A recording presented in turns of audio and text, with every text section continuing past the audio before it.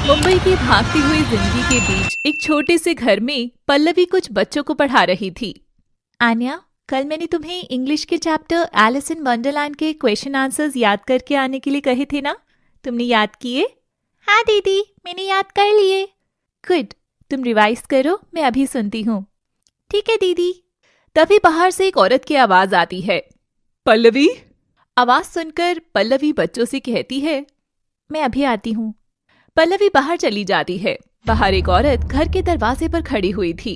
उसे देख पल्लवी बोलती है, अरे मालती आंटी, आप क्यों आई? थोड़ी देर में मैं खुद आपके पास आने वाली थी। कोई बात नहीं बेटा, तुम पूरा दिन तो लगी ही रहती हो, कभी इधर कभी उधर। मैंने सोचा मैं खुद ही आ जाऊं, इसी बहाने 2 मिनट तुमसे बात कर लूंगी, वरना तुम तो घर के बाहर से ही इन्हें पैसे देकर चली जाती। पल्लवी उनकी बात सुनकर मुस्कुरा देती है और अंदर से कुछ पैसे निकालकर लाकर उन्हें देती है। ये लीजिए आंटी, इस महीने का किराया। आज इकलौता सिर्फ तुम्हारा घर है जहाँ से किराया मिलने में कभी 1 से 2 तारीख नहीं हुई, वरना हर घर में पहली तारीख को तो कोई ना कोई बहाना बनाया ही जाता है। तभी घर के बाहर एक आदमी सड़क से निकलते हुए मालती से कहता है। मालती हाँ में सिर हिलाती है और वह आदमी वहां से चला जाता है। देखा, शुरू हो गया। पल्लवी हंसने लगती है। बेटा, तुम जो कर रही हो वो सब तो ठीक है, पर अब तुम्हें अपनी जिंदगी के बारे में भी सोचना चाहिए। अपनी जिंदगी क्या आंटी, ये मेरी ही जिंदगी तो है और मैं इसमें बहुत खुश हूँ। ये सब तुम्हारी जिंदगी का हिस्सा है बेटा, पर तुम्हारी जिंदगी नहीं। अपनी जिम्मेदारियों के साथ साथ अब तुम्हें अपनी निजी जिंदगी के बारे में भी सोचना चाहिए। तभी घर के अंदर से आवाज आती है, दीदी चैप्टर रिवाइज हो गया।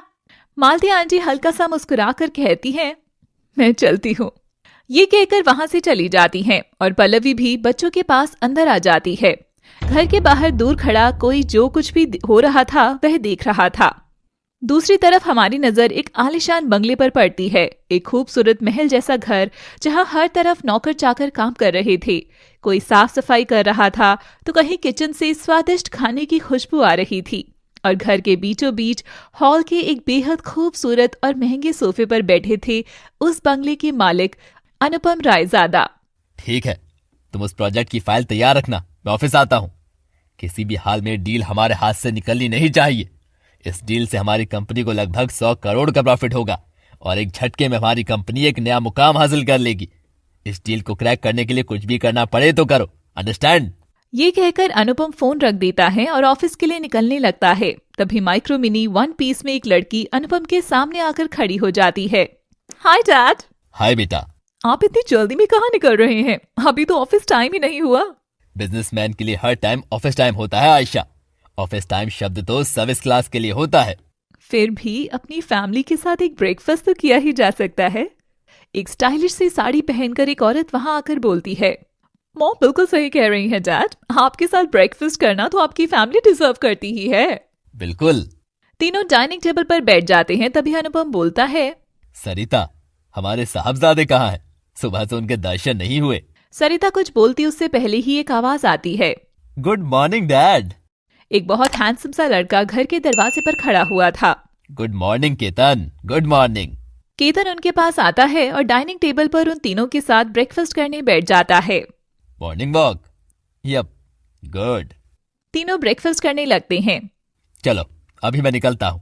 आयशा, तुम्हें भी कॉलेज के लिए निकलना होगा, और केतन कुछ ही देर में I will see you in office dad. Ketan Anupam की बात पूरी करता है। Okay. Anupam office, Ayesha college और केतन अपने रूम में रेडी होने के लिए चले जाते हैं। अब मैं क्या करूं? फ्रेंड्स के साथ पार्टी प्लान कर लेती हूँ। सरिता अपना फोन उठाती है और किसी को कॉल करती है। चलो बच्चों, अब तुम भी जाओ, तुम्हारे स्कूल का टाइम हो रहा है। सारे बच्चे अपना बैग पैक करके वहां से चले जाते हैं। उनके जाते ही पल्लवी एक कमरे में जाती है जहां 2 लोग सो रहे थे। पारुल, अमन, तुम दोनों को कॉलेज नहीं जाना है क्या? हाँ, चलो जल्दी उठो। पारुल अलसाई हुई सी उठती है और पल्लवी से पूछती है, दीदी टाइम क्या हो रहा है? 9 बज गए हैं। अमन जो अब तक सो रहा था टाइम सुनते ही हड़बड़ाकर उठकर खड़ा हो जाता है। क्या 9 बज गए? मेरी क्लास है 10 बजे से, इतनी जल्दी कैसे तैयार होऊंगा मैं? वह सीधे बाथरूम की तरफ भागता है। पारुल भी जल्दी से उठ जाती है। पल्लवी उन्हें ऐसा देखकर हंसने लगती है और कहती है, ये तुम दोनों का रोज का है। बाय द वे, पापा कहाँ है? पता नहीं दीदी, किचन से आवाज आ रही है, शायद वहीं होंगे। पल्लवी किचन में जाती है तो देखती है उसके पिता आनंद नाश्ता बना रहे थे। अरे ये आप क्या कर रहे हैं पापा? मैं तो आ ही रही थी बनाने। अरे करने दो ना, ऐसे भी मैं तुम्हारी और कोई मदद तो कर नहीं पाता। कम से कम अपने हाथ से तुम्हें खाना बनाकर तो खिला ही सकता हूँ, और मैं ही करना चाहता हूँ। चलो बाहर चलो, मैं तुम लोगों के लिए नाश्ता लेकर आता हूँ। पल्लवी बाहर चली जाती है। थोड़ी देर में पल्लवी के पिता नाश्ता लेकर आते हैं और चारों लोग एक पुरानी सोफे जो कि साइड से फटा हुआ था उस पर बैठकर नाश्ता करते हैं। पारुल अमन कॉलेज के लिए निकल जाते हैं और पल्लवी अपने पिता को दवाई देकर अपनी नौकरी पर निकल जाती है। वह कॉलेज में लेक्चरर थी। आनंद हार्ट पेशेंट था, जिस वजह से डॉक्टर ने उसे स्ट्रेस और ज्यादा प्रेशर लेने से मना किया था। उसी कारण उसकी नौकरी भी छूट गई थी। तभी से बिन मां की पल्लवी अपने पिता, घर और छोटे भाई बहन की सारी जिम्मेदारी अपने कंधों पर ले ली थी। उसने अपने दोनों भाई बहनों का एडमिशन शहर के नामचीन कॉलेज में कराया। वह खुद भी पढ़ाई में बहुत अच्छी थी और गवर्नमेंट जॉब की तैयारी कर रही थी, पर जिम्मेदारी आने की वजह से उसने अपनी प्रिपरेशन बीच में रोक दी और एक कॉलेज में एज अ लेक्चरर ज्वाइन कर लिया। सुबह सुबह वह पास के बच्चों को ट्यूशन देती, दिन में कॉलेज और शाम को कोचिंग इंस्टीट्यूट में क्लास लेती थी। अमन और पारुल कॉलेज पहुंचते हैं। वह दोनों उसी कॉलेज में थे जिसमें आयशा पढ़ती थी। पारुल, मैं अपनी क्लास में जा रहा हूँ, मेरा लेक्चर स्टार्ट होने वाला है। ठीक है, मेरी आधे घंटे बाद क्लास है तो मैं गार्डन में जाकर थोड़ा पढ़ लेती हूँ। अमन क्लास के लिए निकल जाता है और पारुल गार्डन में आ जाती है। कॉरिडोर में आयशा अपने दोस्तों के साथ खड़ी बात कर रही थी। उसकी एक दोस्त चारुल दूर से अमन को आते हुए देख लेती है। वो देख आयशा, फटीचर आ रहा है। आयशा की नजर भी अमन पर पड़ती है। चलना, इसके मजे लेते हैं। आयशा कोई जवाब नहीं देती। अमन जैसे ही आयशा के पास से निकलता है वह उसके सामने आकर खड़ी हो जाती है। हेलो मिस्टर फटीचर, बड़ी जल्दी में लग रहे हो। अमन उस पर एक नजर डालता है और एक डिस्गस्टिंग लुक देकर वहां से जाने लगता है। आयशा फिर उसके सामने आ जाती है। अरे मैं तुमसे तुम्हारा हाल चाल पूछ रही हूँ और तुम मुझे इग्नोर कर रहे हो। तुम्हें मेरे हालचाल में इतना इंटरेस्ट क्यों है? अरे तुम मेरे कॉलेज में पढ़ते हो, मेरे बैचमेट हो, तुम्हारे लिए मैं इतना तो कर सकती हूँ। आयशा अमन की शर्ट छूकर कहती है, अरे तुम्हारी शर्ट कितनी पुरानी लग रही है। ऐसा लग रहा है अगर हल्का भी तेज से खींचा तो फट जाएगी। तुम कहो तो मैं तुम्हें पैसे दे दूं नई शर्ट के लिए। अमन को आयशा की बातें बहुत बुरी लग रही थी और साथ ही उसे बहुत गुस्सा आ रहा था, पर उसमें खुददारी बहुत थी। वह खुद को संभालते हुए कहता है, उसकी कोई जरूरत नहीं है। भले ही मेरी शर्ट पुरानी है, पर मेरी दीदी की मेहनत की कमाई की है, किसी और की तरह नहीं, जो खुद तो किसी लायक होते नहीं, बस बड़े घर में जन्म होने की खुशनसीबी में घर वालों के मेहनत से कमाए पैसे उड़ाते हैं और दूसरों पर उसका रौब जमाने की कोशिश करते हैं। उसमें उनका खुद कुछ नहीं होता। ये कहकर अमन वहां से चला जाता है। अमन की बातें आयशा को तीर की तरह चुभ रही थी। वह खुद को अपने दोस्तों के सामने बहुत बेइज्जत महसूस कर रही थी। और जो तुमने मेरे साथ किया है ना फटीचर, मैं तुमसे एक दिन इस बात का बदला जरूर लूंगी। अमन और आयशा की तकरार कॉलेज के पहले दिन ही हो गई थी, जब आयशा ने इसी तरह अपने पैसों का रुतबा दिखाने की कोशिश की थी और अमन ने उसे जवाब दे दिया था। यह लड़ाई तब से इन दोनों के बीच है। शाम के 4 बज रहे थे। पल्लवी अपना कॉलेज काम खत्म करके कोचिंग इंस्टीट्यूट के लिए निकल जाती है। ऑफिस में केतन की नजर घड़ी पर पड़ती है जो 4 बजा रही थी। केतन अपना काम रोककर ऑफिस से चला जाता है। उसे ऐसा करते देखकर एक एम्प्लॉय दूर से कहता है, पिछले 1 साल से एक भी दिन ऐसा नहीं हुआ जब शाम के 4 बजे हो और सर ऑफिस से ना निकले हो, चाहे कितना भी इम्पोर्टेंट काम क्यों ना चल रहा हो।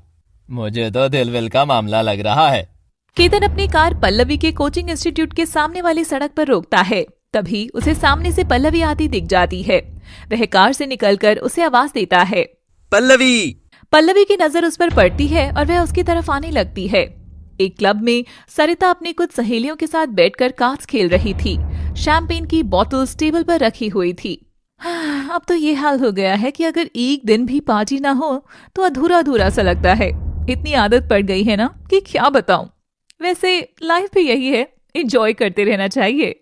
सरिता की बात सुनकर उसकी एक दोस्त कहती है, बात तो सही है तुम्हारी, असली मजे तो तुम्हारे ही हैं। पति और बेटा इतना कमाते हैं, खर्च करने वाला भी तो कोई होना चाहिए। वैसे अब तो केतन ने सब कुछ अच्छे से संभाल लिया है, तो तुमने उसकी शादी का कुछ सोचा है कि नहीं? मुझे क्या सोचना है, वो जिसे पसंद करेगा मैं उसे शादी कर दूंगी उसकी। तो इसका मतलब वो जिसे भी पसंद करेगा तुम शादी कर दोगी उसकी? हाँ, क्योंकि मैं जानती हूँ वह हमारे स्टैंडर्ड की ही लड़की पसंद करेगा, जो हमारे घर के स्टेटस से मैच करती हुई होगी। और अगर ऐसा नहीं हुआ तो उसने किसी ऐसी लड़की को पसंद कर लिया जो तुम्हारी फैमिली से बिल्कुल अलग हुई, तब? ऐसा कभी नहीं होगा। मेरा केतन ऐसा कभी नहीं करेगा। आखिर क्या है केतन और पल्लवी के बीच का रिश्ता? क्या आयशा अपनी बेइज्जती का बदला अमन से लेगी? केतन की आवाज सुनकर पल्लवी उसके पास आती है। हेलो सर, आप यहाँ? एक्चुअली मेरी पास में एक मीटिंग थी तो इसी वजह से सड़क पर तुम दिख गई तो रुक गया। ओह। पल्लवी बार बार अपनी घड़ी देख रही थी। ये बात केतन नोटिस कर लेता है। शायद तुम्हें लेट हो रहा है। वो आज क्लास में मुझे टेस्ट लेना है जाकर, तो बस इसी वजह से। ओके, नो प्रॉब्लम, तुम जाओ। Bye sir. बाय। पल्लवी वहां से इंस्टीट्यूट चली जाती है और केतन उसे जाते हुए देखता है। दूसरी तरफ ऑफिस में अनुपम केतन के केबिन में आता है। केतन को वहां ना देखकर वो बाहर आकर मैनेजर से केतन के बारे में पूछता है। मिस्टर माथुर, आपको पता है कि केतन कहाँ गया है? नहीं सर, केतन सर मुझे बताकर नहीं गए। तभी वह एम्प्लॉय जो हर रोज केतन को उसी वक्त ऑफिस से बाहर जाता देखता था, वह अनुपम की तरफ देखने लगता है। अनुपम की नजरें भी उससे मिलती हैं। क्या बात है, तुम कुछ कहना चाहते हो? कुछ नहीं सर, वो केतन सर रोज शाम को 4 बजे कहीं जाते हैं। अच्छा, ठीक है। अनुपम अपने केबिन में चले गए। पल्लवी अपनी क्लासेस खत्म करके इंस्टीट्यूट से बाहर निकल रही थी कि तभी उसकी नजर अपनी कार के पास खड़े केतन पर पड़ती है। पल्लवी को थोड़ा अजीब लगता है। वह जानबूझकर उसे देखकर भी अनदेखा करके जाने लगती है। तभी केतन उसे आवाज देता है। पल्लवी। उसकी आवाज सुनकर पल्लवी रुक जाती है और पलटकर केतन की तरफ नहीं देखती। केतन तेज कदमों से उसकी तरफ आता है। अरे पल्लवी, क्लास हो गई तुम्हारी? चलो मैं तुम्हें घर ड्रॉप कर देता हूँ। केतन अपनी कार की तरफ बढ़ने लगता है कि तभी पल्लवी बोलती है, नो थैंक यू, मैं चली जाऊंगी। अरे खुद क्यों जाओगी? मैं छोड़ देता हूँ ना। मैंने कहा ना, मैं चली जाऊंगी। इस वक्त उसके लहजे में हल्का सा रूखापन था। हाँ, मीटिंग बस अभी अभी ही खत्म हुई है। ओके, मैं चलती हूँ। पल्लवी वहां से जाने लगती है कि तभी केतन उसे रोकता है। पल्लवी, 1 मिनट, मुझे तुमसे कुछ बात करनी है। कहिए। केतन कुछ देर चुप खड़ा रहकर पल्लवी को देखता रहता है। उसे इस तरह से करता देख पल्लवी कहती है, आपको कुछ बात करनी थी शायद। केतन एक गहरी सांस भरते हुए कहता है, मैं तुम्हें पसंद करता हूँ और अपनी आगे की जिंदगी तुम्हारे साथ बिताना चाहता हूँ। केतन के मुंह से ऐसी बात सुनकर एक पल के लिए पल्लवी को कुछ समझ नहीं आता। कुछ पल सोचकर वह कहती है, आपको पता भी है आप क्या बोल रही हैं? बस एक बार की एक प्रोफेशनल मीटिंग से आपने ये डिसाइड कर लिया कि आप मेरे साथ पूरी जिंदगी बिताना चाहते हैं। आप जानते ही क्या है मेरे बारे में? तुम्हारे घर में तुम्हारे पिता और 2 छोटे भाई बहन हैं। तुम्हारे पिता की तबीयत ठीक नहीं रहती, वो हार्ट पेशेंट है। तुम्हारे भाई बहन कॉलेज जाते हैं, तुम किराए के घर में रहती हो। सुबह बच्चों को ट्यूशन पढ़ाती हो, दिन में कॉलेज और शाम को इंस्टीट्यूट में क्लासेस लेती हो। केतन ने एक सांस में पल्लवी का रूटीन बता दिया था। पल्लवी कुछ पल वैसे ही देखती रही और बोली, और? पल्लवी एक व्यंग भरी मुस्कान के साथ बोली, ये तो आपने मुझे मेरी डेली रूटीन बता दी। इसमें ऐसा कुछ नहीं था। आपके हिसाब से ये मैं हूँ? मतलब? किसी पर नजर रखकर उसकी रोजमर्रा की जिंदगी जान लेना कोई बड़ी बात नहीं है मिस्टर केतन। जरूरी है एक इंसान को जानना, उसकी भावनाओं को समझना, और हम तो एक दूसरे को जानते तक नहीं। तो आपका इस तरह की बात मेरे लिए सोचना मुझे तो समझ नहीं आया। मैंने अपने मन की बात तुमसे कह दी। मैंने आज तक कभी ना नहीं सुनी है। मैं चाहता हूँ कि तुम इस बारे में सोचो। मैं तुम्हें हर खुशी दूंगा। तुम्हारे पूरे परिवार की जिम्मेदारी उठाऊंगा। तुम्हारे पिता का इलाज, भाई बहन की अच्छे से अच्छे कॉलेज में पढ़ाई, ये सब मेरी जिम्मेदारी होगी। तो आप मुझसे मेरे घर की परिस्थितियों को ढाल बनाकर शादी करना चाहते हैं? अगर ऐसा है ना, तो मैं वो नहीं हूँ कि अपने परिवार का ध्यान न रख सकूं और उनके भरण पोषण के लिए किसी अमीर ज़ादे को खुद को बेच दूं। और हाँ, आपने आज तक ना नहीं सुनी तो आज सुन लीजिए। मेरा जवाब है ना, मुझे ये रिश्ता मंजूर नहीं है। पल्लवी की बात सुनकर केतन हैरान था। जिंदगी में पहली बार किसी ने उसे ना कहा था, वो भी उस इंसान ने जिसे उसने अपना दिल दिया था। पल्लवी अपनी बात कहकर वहां से चली जाती है। केतन बस उसे जाते हुए देखता रह जाता है। थोड़ी देर में पल्लवी अपने घर पहुंचती है। आज से हुई बात से उसका मूड खराब था। वह चुपचाप घर के सोफे पर आकर बैठ जाती है। तभी वहां अमन भी आ जाता है। आयशा वाली बात से उसका भी मूड ऑफ था। ये पैसे वाले खुद को समझते क्या हैं? इन्हें लगता है कि रुपयों से किसी को भी खरीद सकते हैं या अपने इशारों पर नचा सकते हैं। पल्लवी केतन की बात में सोचते हुए बोलती है, सही कह रहे हो। इन्हें लगता है कि ये हर किसी की जिंदगी उनकी पसंद नापसंद का फैसला कर सकती हैं। ये हर किसी की जिंदगी के भाग्य विधाता बनना चाहते हैं। हमेशा शांत और मुस्कुराती रहने वाली पल्लवी को आज पहली बार अमन ने इस तरह से बात करते देखा था। क्या बात है दीदी, आप कुछ परेशान लग रही हो? कुछ भी तो नहीं, पर तुम्हें क्या हुआ है? तुम्हारा मूड इतना उखड़ा उखड़ा क्यों है? अमन पल्लवी को आयशा के बारे में बताता है। इस तरह के लोगों से जितना हो सके उतना दूर रहो और डरने की जरूरत नहीं है। और हाँ, अगर दोबारा ऐसा कुछ हो जो तुमसे ना संभले तो मुझे बताना, कभी हिचकिचाना मत। अमन हाँ में सिर हिलाता है और चला जाता है। पल्लवी मन में सोचती है कि जो कुछ भी हुआ उसे भूलकर दोबारा से अपनी जिंदगी में वापस आए। वो किचन में चली जाती है और खाने की तैयारी करने लगती है। दूसरी तरफ केतन पल्लवी की ना बर्दाश्त नहीं कर पा रहा था। उसने कभी नहीं सोचा था कि कोई उसे मना भी कर सकता है। वह गुस्से में अपने कमरे में आता है और टेबल पर रखा पानी का ग्लास उठाता है। उसके कानों में पल्लवी के कहे शब्द गूंज रहे थे। गुस्से में वह अपनी मुट्ठी बंद करता है और हाथ में पकड़ा पानी का ग्लास दबाव से टूट जाता है। ग्लास टूटने से कांच उसके हाथ में घुस जाता है, जिस कारण उसके हाथ से खून ही खून बहने लगता है। पर ना सुनने के गुस्से के आगे केतन को चोट के दर्द का एहसास नहीं था। तभी सरिता उसके कमरे में आती है और खून बहता देखकर घबरा जाती है और भागकर केतन के पास आती है। केतन, ये चोट कैसे लगी तुम्हारे? देखो कितना खून बह रहा है। केतन उनकी बात का कोई जवाब नहीं देता। सरिता ड्राइवर से फर्स्ट एड किट लाकर उसके हाथ में बैंडेज करती है। बहुत दर्द हो रहा है। उस दर्द के आगे कुछ भी नहीं जो दिल में हो रहा है। किसकी इतनी हिम्मत हुई जिसने मेरी बेटी को दुख पहुंचाया? मैं उसे नहीं छोड़ूंगी। और एक बात तुम भी याद रखो, तुम रायज़ादा खानदान के वंशज हो। तुम जो चाहे वो कर सकते हो। ये पूरी दुनिया तुम्हारे सामने झुक सकती है, इसलिए खुद को तकलीफ कभी मत देना। केतन सरिता की सारी बातें चुपचाप सुन रहा था। तभी सरिता का फोन बजता है और वो वहां से चली जाती है।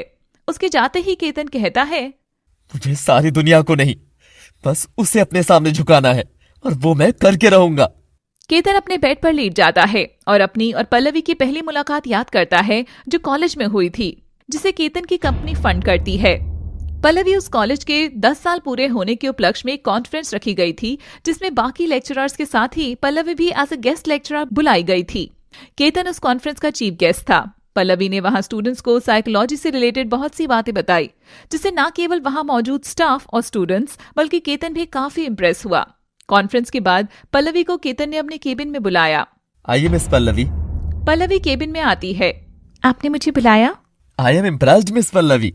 आपका लेक्चर इतना जबरदस्त था कि कोई भी उसे बिना सुने नहीं रह सकता। Thank you so much sir. मेरे पास आपके लिए एक ऑफर है। मैं चाहता हूँ कि आप हमारे कॉलेज को ज्वाइन कर लें और आपकी सैलरी आपकी करंट सैलरी से डबल होगी। पल्लवी कुछ सोचकर कहती है, पर मैं अपनी करंट जॉब में 2 साल के कॉन्ट्रैक्ट से बंधी हूँ। अगर मैंने बीच में जॉब छोड़ दी तो मुझे अपनी 6 मंथ्स की सैलरी उन्हें देनी होगी। आपका कंपनसेशन हमारी कंपनी भर देगी। आप बस रेजिग्नेशन देकर जल्द से जल्द हमारा कॉलेज ज्वाइन कर लीजिए। आई एम सॉरी सर, पर मैं ऐसा नहीं कर सकती। पर क्यों? अब तो आपका कंपनसेशन भी भरने को रेडी है।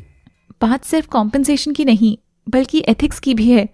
मैं अगर ऐसे बीच सेशन में जॉब छोड़ूंगी तो उन्हें बहुत प्रॉब्लम हो जाएगी और स्टूडेंट्स की पढ़ाई पर असर पड़ेगा। सबसे ज़्यादा ज़रूरी अपनी जॉब ऑनेस्टी से करना होता है।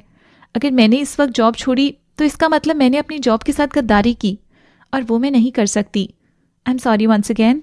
केतन को पल्लवी की सोच बहुत इम्प्रेस करती है, जो कि इतनी अच्छी अपॉर्चुनिटी के आगे नहीं बदली। वह पल्लवी से कहता है, इट्स ओके, आई अंडरस्टैंड। मैं बस इतना कहना चाहूंगा कि हमारे कॉलेज के दरवाजे आपके लिए हमेशा खुले हैं। आप जब चाहें इस कॉलेज को ज्वाइन कर सकती हैं। Thanks for understanding. मैं चलती हूँ। उतने से वक्त में ही पल्लवी ने केतन के दिल में अपनी जगह बना ली थी, या यूं कहें खुद में दिलचस्पी पैदा करवा दी थी। तभी से केतन ने पल्लवी का पीछा करना शुरू कर दिया और उसे पल्लवी की जिंदगी के बारे में इतना सब कुछ पता चला। केतन अपने ख्यालों से बाहर आता है और सोचता है, अब चाहे जो हो जाए मेरी शादी तुमसे होगी पल्लवी, और उस दिन मेरे दिल को सुकून मिलेगा। यह सोचकर वह मुस्कुराता है। अगली सुबह पल्लवी तैयार होकर बच्चों को पढ़ा रही थी। तभी बाहर से ढोल की आवाज आने लगती है। ये कौन है सुबह सुबह? वह उठकर जाने लगती है। उसके पिता आनंद और पारुल और अमन भी बाहर आ जाते हैं। बाहर का नजारा देखकर सब हैरान रह जाते हैं।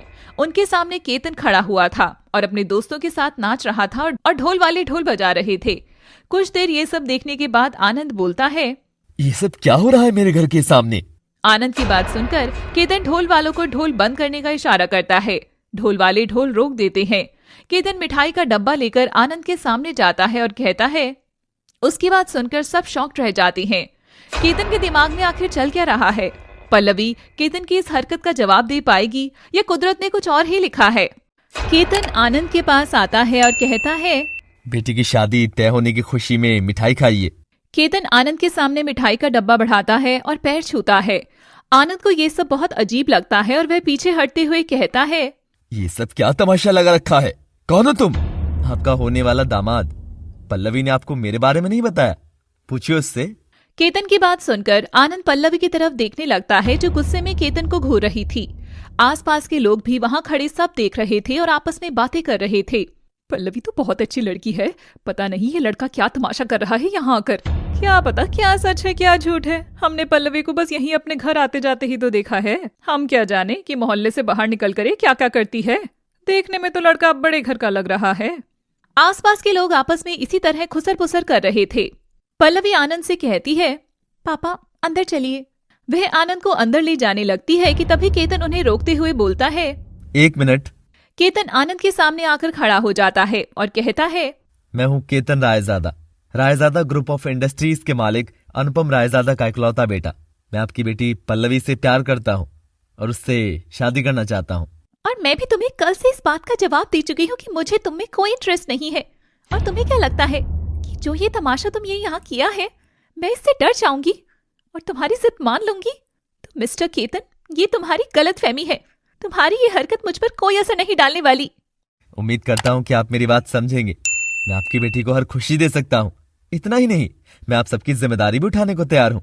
आपका ट्रीटमेंट, आपके दोनों बच्चों की पढ़ाई, अच्छा घर, मैं सब कुछ दूंगा आपको। बस आप अपनी बेटी की शादी करा दीजिए मुझसे।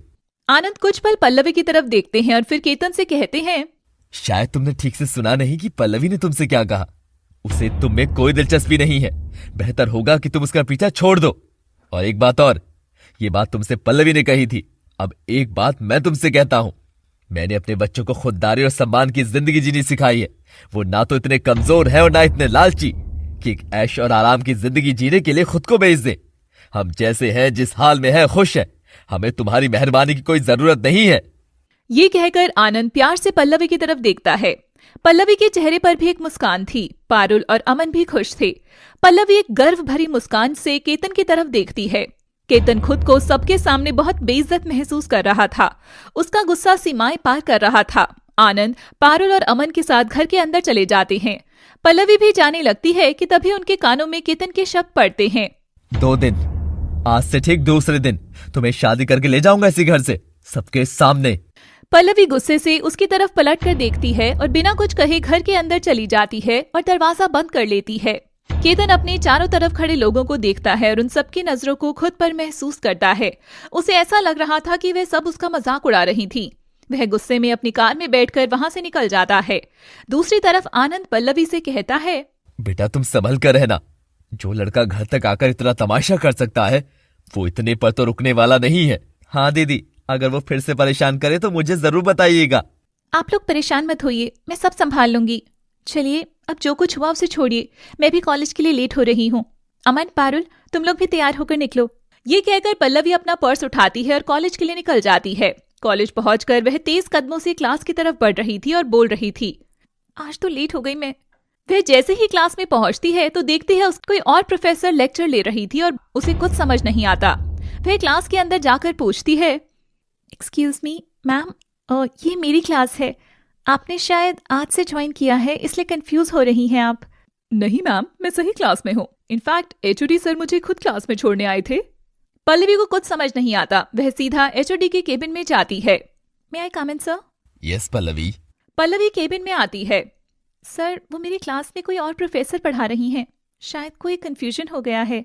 एचओडी एक गहरी सांस छोड़ते हुए कहते हैं, कोई कंफ्यूजन नहीं हुआ है पल्लवी, तुम्हें रिप्लेस करके उन्हें जॉब पर रखा गया है।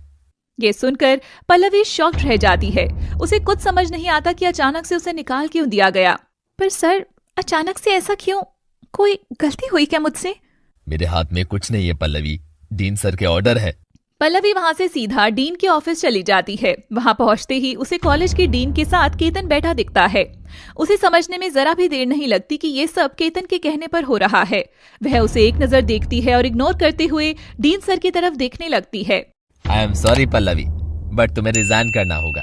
हमें तुमसे अच्छी एम्प्लॉय मिल गई है, वो भी तुमसे कम सैलरी में।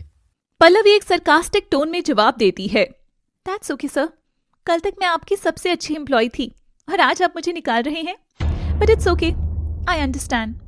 ये कहकर वो केबिन से निकल रही होती है कि तभी केतन कहता है, तुम्हारे लिए मेरा कॉलेज ज्वाइन करने का ऑफर आज भी ओपन है। और मेरा जवाब आज भी वही है, ना। पल्लवी बिना पलटे जवाब देती है और वहां से निकल जाती है। दूसरी तरफ पारुल और अमन कॉलेज कैंटीन में बैठे थे। तभी एक लड़का उन्हें बताता है कि उन्हें प्रिंसिपल ऑफिस में बुलाया गया है। दोनों को थोड़ा अजीब लगता है कि उन्हें ऐसे अचानक से क्यों बुला लिया गया। दोनों प्रिंसिपल ऑफिस जाते हैं। आपने बुलाया सर? हाँ, तुम दोनों को अभी इसी वक्त कॉलेज से एक्सपेल किया जाता है। अमन और पारुल दोनों शॉक हो जाते हैं। उन्हें समझ नहीं आता कि उनके साथ ऐसा क्यों हो रहा है। सर, हमने क्या किया है? तुम दोनों के बैग से एग्जाम पेपर्स की जेरॉक्स मिली है। हमारे बैग से? दोनों को खुद कुछ समझ नहीं आ रहा था। प्रिंसिपल गार्ड को बुलाते हैं और दोनों के बैग्स चेक करने को कहते हैं। गार्ड बैग चेक करता है और उसमें से एग्जाम पेपर्स निकल आते हैं। सर, हमें इसके बारे में कुछ नहीं पता है, प्लीज हमारा यकीन करिए। तुम्हारी बातों पर यकीन करूं या आंखों देखा मानूं? तुम दोनों को अभी इसी वक्त कॉलेज से निकाला जाता है। अमन और पारुल प्रिंसिपल को समझाने की बहुत कोशिश करते हैं, पर उनकी बात कोई नहीं सुनता। दोनों केबिन से बाहर आते हैं और जाने लगते हैं। सारे स्टूडेंट्स उन्हें देख रहे थे। तभी वहां आयशा अपनी फ्रेंड्स के साथ आती है। चीप पीपल, तुम लोग सिर्फ जेब से ही गरीब और छोटे नहीं हो, बल्कि हरकतों और सोच से भी हो। हाँ। अमन और पारुल दोनों बहुत शर्मिंदगी महसूस कर रहे थे। इतनी जिल्लत और बेइज्जती उन्हें कभी नहीं हुई थी। दूसरी तरफ प्रिंसिपल किसी से फोन पर बात कर रहे थे। आपका काम हो गया है सर। फोन की दूसरी साइड पर केतन था। ठीक है, आपके कॉलेज को मैंने जितनी फंड देने का वादा किया है आपको मिल जाएगा। ये कहकर वो फोन रख देता है। बहुत अकड़ और गुरूर है ना तुम में, उसे तोड़ना ही अब मेरा मकसद है। तुम्हें मेरे आगे झुकना ही होगा अब पल्लवी। केतन के कहने पर पल्लवी को उसके इंस्टीट्यूट से भी निकाल दिया गया था। पल्लवी अपने घर पहुंचती है। अरे, आज तुम इतनी जल्दी वापस आ गई। मेरी नौकरी छूट गई है पापा। नौकरी छूट गई? पल्लवी उन्हें जो कुछ भी उसके साथ हुआ सब बताती है। वो अमीर ज्यादा ऐसा कैसे कर सकता है? ये क्या मुसीबत हमारे गले पड़ गई है? आप टेंशन मत लीजिए, वो ये सब सिर्फ हमें चुकाने के लिए कर रहा है। तभी अमन और पारुल भी आ जाते हैं। पारुल पल्लवी के गले लगकर रोने लगती है। क्या हुआ तुम दोनों को? अमन उनके साथ जो कुछ भी हुआ वो पल्लवी को सब बताता है। वो इंसान इतना नीचे गिर सकता है, मैं सोच भी नहीं सकती थी। तभी वहाँ केतन आ जाता है। मैं इससे भी नीचे गिर सकता हूँ और भी बहुत कुछ कर सकता हूँ। तुम्हारी हिम्मत कैसे हुई यहाँ आने की? निकल जाओ यहाँ से। अपनी हिम्मत के इतने नायाब नमूने देने के बाद भी तुम मुझसे पूछ रही हो कि मेरी हिम्मत कैसे हुई यहाँ आने की? तुम एक निहायती घटिया इंसान हो। मेरे साथ तो जो किया सो किया। तुम्हें शर्म नहीं आई किसी के पूरे फ्यूचर को अपने बेबुनियाद जिद को पूरा करने के लिए इस्तेमाल करने में? मेरे भाई बहन का पूरा फ्यूचर तुमने दांव पर लगा दिया। उनका पूरा ईयर वेस्ट होगा। साथ ही जैसा इल्जाम उन पर लगा है, उन्हें एडमिशन मिलने में भी मुश्किल हो जाएगी। ये सब कुछ ठीक हो सकता है, लेकिन सिर्फ तब जब तुम चाहो। अगर तुम मेरी बात मान लोगी तो तुरंत के तुरंत सारी चीजें वैसे ही हो जाएंगी जैसे पहले थी। इसकी बात मानने की आपको कोई जरूरत नहीं है दीदी, हमारे लिए तो बिल्कुल भी नहीं। जब हम सही हैं तो हमें किसी के भी आगे झुकने की कोई जरूरत नहीं है। सच अपने आप सामने आ जाएगा। अमन सही कह रहा है दीदी। देखा तुमने, ये है सच की ताकत, जिसे तुम्हारी इतनी सारी चालें और नाइंसाफियां हिला तक नहीं पाई। मुझे गर्व है अपने भाई बहनों पर। अब तुम्हारी ये ताकत हिलेगी भी और टूटेगी भी। तैयार रहना मेरे आखिरी वार के लिए। ये कहकर केतन वहां से चला जाता है। ये कैसी मुसीबत में फंस गए हैं हम। हमने किसी का क्या बिगाड़ा है जो ये सब सहना पड़ रहा है हमें? पापा आप परेशान मत होइए, मैं कोई ना कोई रास्ता जरूर निकाल लूंगी। ये कहकर पल्लवी अपने कमरे में चली जाती है। रात हो चुकी थी। पल्लवी सबके लिए खाना बनाकर लाती है। सब खाना खाने बैठे ही थे कि तभी डोरबेल बजती है। ये घंटे नॉर्मल घंटी थी या आने वाले किसी मुसीबत का आगाज? क्या पल्लवी खुद को और अपने परिवार को केतन की चालों से बचा पाएगी या किस्मत में कुछ और ही लिखा है? पल्लवी उठकर दरवाजा खोलती है। उसके सामने मालती खड़ी थी। अरे मालती आंटी, आप इस वक्त? सब ठीक तो है ना? हाँ सब ठीक है। आइए अंदर आइए। पल्लवी मालती को लेकर अंदर आ जाती है, जहां आनंद, पारुल और अमन पहले से मौजूद थे। अब बताइए आंटी, क्या काम था? आप लोगों को ये घर अभी इसी वक्त खाली करना होगा। मालती की बात सुनकर सब हैरान रह जाते हैं। कुछ देर के लिए वहां सन्नाटा छा जाता है। आप मजाक कर रही हैं ना? नहीं पल्लवी, मैं मजाक नहीं कर रही हूँ। आप लोगों को अभी इसी वक्त ये घर खाली करना होगा। ये आप क्या कह रही हैं बहन जी? हम कितने लंबे वक्त से इस घर में रह रहे हैं। आज तक कभी घर का किराया देने में हमने 1 से 2 तारीख नहीं होने दी। कभी ऐसा कुछ नहीं किया जिससे आपको दिक्कत हो। उसके बाद भी आप हमारे साथ ऐसा कर रही हैं। मालती बहुत शर्मिंदगी महसूस कर रही थी। उसकी नजरें झुकी हुई थी और आंखों में आंसू थे। भाई साहब, आप जो कुछ भी कह रही हैं मैं सब जानती हूँ, लेकिन उसके बाद भी मैं आप लोगों को इस घर में रुकने के लिए नहीं कह सकती। मैं मजबूर हूँ। अगर मैंने ऐसा नहीं किया तो मेरा परिवार खतरे में पड़ जाएगा। प्लीज आप लोग मेरी बात समझिए। मालती की बात सुनकर पल्लवी को ये बात समझने में देर नहीं लगी कि ये सब केतन की वजह से हो रहा है। आनंद कुछ कहने के लिए आगे बढ़ता कि तभी पल्लवी उसे रोक देती है। ठीक है आंटी, हम घर खाली कर रहे हैं, वो भी इसी वक्त। ये क्या बोल रही हो पल्लवी? इस वक्त रात में हम कहाँ जाएंगे? हमारे पास तो रहने के लिए भी कोई जगह नहीं है। जिसका कोई नहीं होता उसका ऊपर वाला होता है पापा, और ये सब किसी की गंदी चाल है हमें अपने सामने झुकाने के लिए। पर आप फिक्र मत कीजिए, सब ठीक हो जाएगा। पल्लवी घर के मंदिर की तरफ जाती है और वहां से माता रानी की मूर्ति उठाकर उसे एक कपड़े में बांध लेती है और वह चारों लोग घर से बाहर निकलने लगते हैं। मुझे माफ कर देना आप लोग, मैं भगवान से प्रार्थना करूंगी कि सब कुछ पहले जैसा हो जाए। पल्लवी हल्की सी मुस्कान देकर वहां से चली जाती है। पल्लवी और उसका परिवार रात में सड़क पर चल रहे थे। एक दिन में हमारी जिंदगी क्या से क्या हो गई, तूफान सा आ गया हो जैसे कोई। आज मैं मान गई कि सच में पैसे में बहुत ताकत होती है। ऐसे निराश मत हो पारुल, पैसे में ताकत जरूर होती है पर सच के आगे वो एक ना एक दिन घुटने टेक ही लेता है। अभी हम जाएंगे कहाँ पल्लवी? पल्लवी इधर उधर देखने लगती है। तभी तेज हवा चलने लगती है।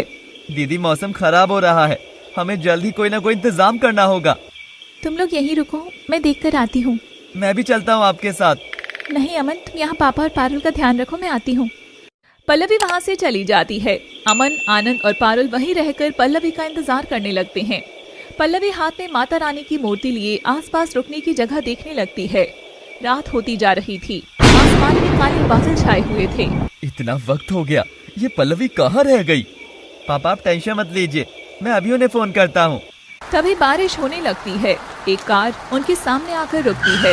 वो तीनों उसकी तरफ देखने लगते हैं। एक आदमी उस कार से निकलता है। वह केतन था। वह उनके सामने आकर खड़ा हो जाता है। उसे देखकर आनंद की आंखों में खून उतर आता है। तुम यहाँ क्या कर रहे हो? इतना सब कुछ करके भी तुम्हें चैन नहीं पड़ी जो अब यहाँ तमाशा देखने चले आए?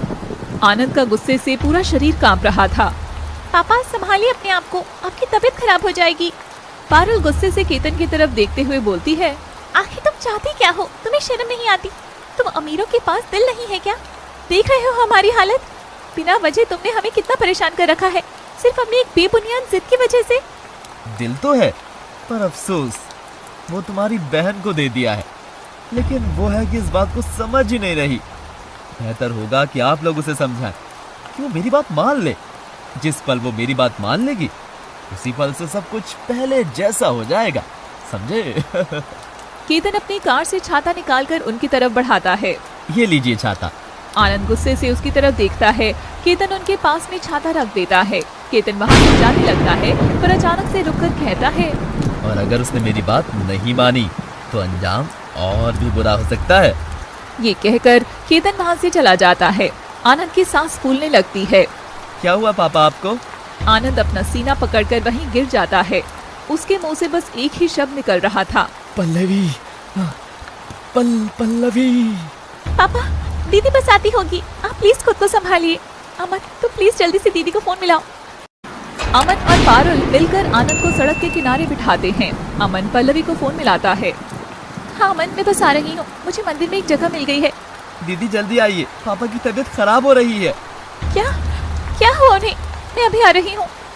पल्लवी हाथों में माता रानी की मूर्ति लिए सड़क पर भागने लगती है और कहती है, माता रानी आपको मेरी मदद करनी ही होगी, आपको मेरे पापा को ठीक करना ही होगा। पल्लवी को एक ऑटो रिक्शा आता दिखता है। पल्लवी उसे रोकती है और उसमें बैठकर अपने पिता के पास जाती है। 5 मिनट में पल्लवी आनंद के पास पहुंच जाती है। अपने पिता को ऐसी हालत में देखकर वह बहुत घबरा जाती है। वह लोग ऑटो में बैठकर हॉस्पिटल पहुंचते हैं। आनंद को तुरंत इमरजेंसी में ले जाया जाता है। डॉक्टर तुरंत उन्हें चेक करने लगते हैं। पल्लवी और बाकी सब बाहर वेट कर रहे थे। ये अचानक से पापा की ऐसी हालत कैसे हुई? वो बताओ। ये सब उस केतन की वजह से हुआ है। पारुल उसे सब कुछ बताती है। पल्लवी का गुस्सा हदें पार कर रहा था। तभी डॉक्टर इमरजेंसी से बाहर आते हैं। मेरे पापा कैसे हैं डॉक्टर? उन्हें हार्ट अटैक आया है। हमने ट्रीटमेंट स्टार्ट कर दिया है, पर हमें तुरंत ऑपरेशन करना होगा। तो ऑपरेशन स्टार्ट करिए प्लीज। डॉक्टर प्लीज कुछ भी करके मेरे पापा को बचा लीजिए। हम पूरी कोशिश करेंगे। आप रिसेप्शन पर पैसे जमा करा दीजिए, तब तक हम ऑपरेशन की तैयारी करते हैं। लगभग कितना खर्चा आएगा ऑपरेशन में? 5 लाख। 5 लाख? इतना अमाउंट सुनकर वो तीनों परेशान हो जाते हैं। कुछ सोचकर पल्लवी बोलती है, ठीक है डॉक्टर, आप ऑपरेशन की तैयारी करिए, मैं पैसे का इंतजाम करती हूँ। बिना पैसे जमा हुए हम ट्रीटमेंट स्टार्ट नहीं कर सकते। डॉक्टर प्लीज आप ट्रीटमेंट स्टार्ट करिए, मैं जल्द से जल्द पैसों का इंतजाम करती हूँ। यह हॉस्पिटल के रूल है, हम बिना पैसे जमा हुए ट्रीटमेंट स्टार्ट नहीं कर सकते। इसलिए आप जल्द से जल्द पैसा जमा कराइए ताकि हम इलाज शुरू कर सकें। ये कहकर डॉक्टर वहां से चले जाते हैं। पल्लवी की आंखों में आंसू थे। वो दरवाजे के शीशे से आनंद को देखती है, जो बेड पर लेटे जिंदगी और मौत के बीच झूल रहा था। अब क्या होगा दीदी? इतने पैसे हम कहाँ से लेकर आएंगे? मैं अपने दोस्तों से बात करता हूँ, अगर वो कुछ मदद कर सकें तो। अमन वहां से चला जाता है। पल्लवी केतन के बारे में सोचने लगती है। उसकी आंखों में खून उतर आया था। कुछ देर सोचने के बाद पल्लवी पारुल से कहती है, तुम यहीं रुककर पापा का ध्यान रखो, मैं अभी आती हूँ, और अगर कोई भी जरूरत पड़े तो मुझे फोन कर देना। ये कहकर पल्लवी वहां से चली जाती है। सुबह के 6 बज रहे थे। केतन पूरी रात ऑफिस में बैठा हुआ था और पल्लवी के बारे में सोच रहा था। तभी उसके ऑफिस का दरवाजा खुलता है। वो दरवाजे की तरफ देखता है तो उसके सामने पल्लवी खड़ी हुई थी। उसके चेहरे पर कोई भाव नहीं थे। केतन उसे देखकर खड़ा हो जाता है और कहता है, मुझे पता था कि तुम जरूर आओगी, लेकिन अगर तुम पहले ही बात मान जाती तो मुझे ये सब करने की जरूरत ही नहीं पड़ती। मैं तुमसे बहुत प्यार करता हूँ और अपनी पूरी जिंदगी तुम्हारे साथ बिताना चाहता हूँ। पल्लवी बिना कुछ बोले बस केतन की बात सुन रही थी। काफी देर सुनने के बाद वह कहती है, शादी करोगी मुझसे अभी इसी वक्त? पल्लवी के मुंह से ये बात सुनकर केतन हैरान रह जाता है। ये सच में तुम कह रही हो? मुझे अपने कानों पर यकीन ही नहीं हो रहा। मैंने कहा कि मुझसे अभी इसी वक्त शादी करोगे? हाँ, तुम जैसा चाहती हो वैसा ही होगा। तो फिर चलो मेरे साथ। पल्लवी केतन के साथ मंदिर चली जाती है और वहां के पंडित से उनकी शादी कराने को कहती है। कुछ वक्त में उनकी शादी शुरू हो जाती है। पल्लवी बिना किसी भाव के बस जो पंडित कह रहे थे वो करती जा रही थी। दोनों फेरे लेते हैं। केतन पल्लवी को मंगलसूत्र पहनाता है और मांग में सिंदूर भरता है। आप दोनों की शादी संपन्न हुई। आज से आप दोनों पति पत्नी हैं। भगवान का आशीर्वाद ले लीजिए आप दोनों जाकर। दोनों भगवान की मूर्ति के आगे हाथ जोड़ते हैं और केतन मंदिर से बाहर निकलने के लिए मुड़ता है। पल्लवी वहीं खड़ी हुई थी। क्या हुआ? तुम ऐसे क्यों खड़ी हो? चलो। तुम्हारे साथ चलने से पहले मैं तुम्हें कुछ देना चाहती हूँ। मुझे जो चाहिए था मुझे मिल गया। मुझे और कुछ नहीं चाहिए। फिर भी हमारी शादी हो चुकी है और तुम्हारी पत्नी होने के नाते मैं तुम्हें कुछ देना चाहती हूँ। क्या? पल्लवी केतन के नजदीक आती है और उसे देखने लगती है। पल्लवी के चेहरे पर एक मुस्कान थी। अचानक से वह मुस्कान गुस्से में बदलने लगती है और पल्लवी खींचकर एक थप्पड़ केतन के गाल पर मारती है। पल्लवी की इस हरकत से केतन हैरान था। वह बस पल्लवी को देखे जा रहा था, जिसकी आंखों में बेतहाशा गुस्सा नजर आ रहा था, जिसे देखकर एक पल को केतन भी हैरान था। पल्लवी एक जोरदार थप्पड़ केतन के गाल पर जड़ती है। पल्लवी की 5 उंगलियां केतन के गाल पर छप जाती हैं। केतन बस हैरान खड़ा उसे देखे जा रहा था। और ये लो, मेरी तरफ से हमारी शादी का पहला तोहफा। ये तुम? बहुत शौक था ना तुम्हें मुझसे शादी करने का? लो, कर ली मैंने। पर एक बात तुम याद रखना, मैं तुम्हारे साथ कभी रहूंगी नहीं। मैं तुमसे हमेशा नफरत करूंगी। उसकी आंखों में बेतहाशा गुस्सा और दर्द दिख रहा था, जो आंसू बनकर उसकी आंख से बह रहा था।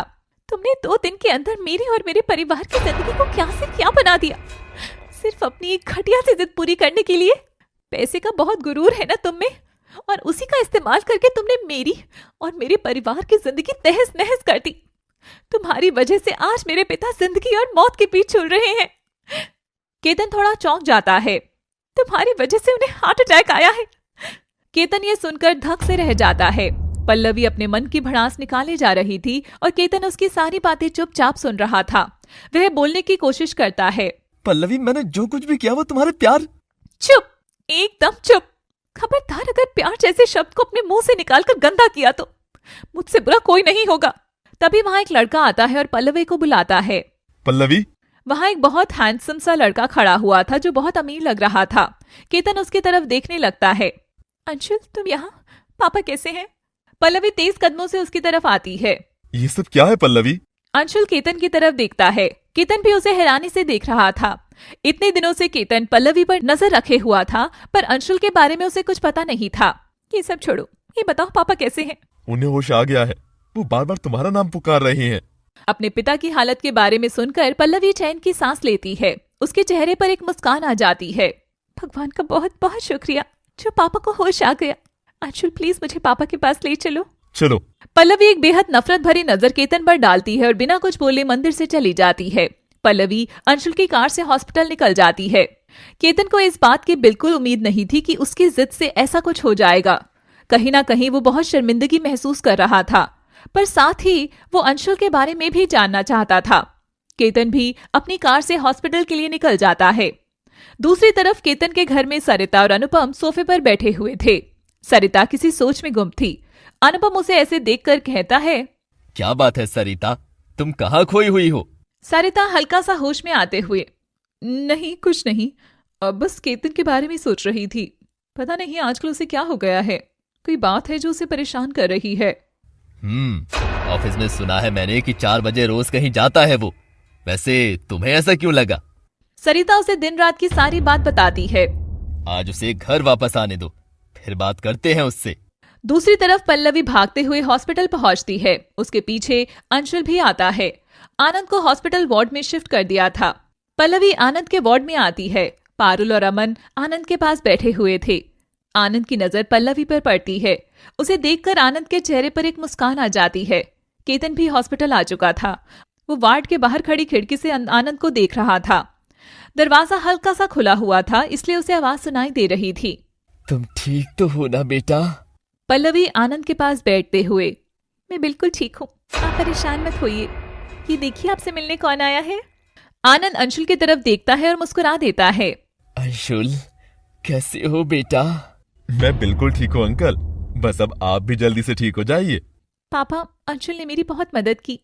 आज आपकी सर्जरी जो हो पाई है वो सिर्फ अंशुल की वजह से। पल्लवी रात में पैसों का इंतजाम करने के लिए हॉस्पिटल से बाहर खड़ी थी और कुछ फोन कॉल्स कर रही थी। पल्लवी अपने कुछ दोस्तों जो उसके साथ काम करते थे उन्हें फोन करती है, अगर वो उसकी कोई मदद कर दे, पर हर जगह से उसे निराशा ही हाथ लग रही थी। उसे कुछ समझ नहीं आ रहा था कि वो क्या करे। तभी उसका हाथ अपने गले में पड़ी सोने की चेन पर जाता है।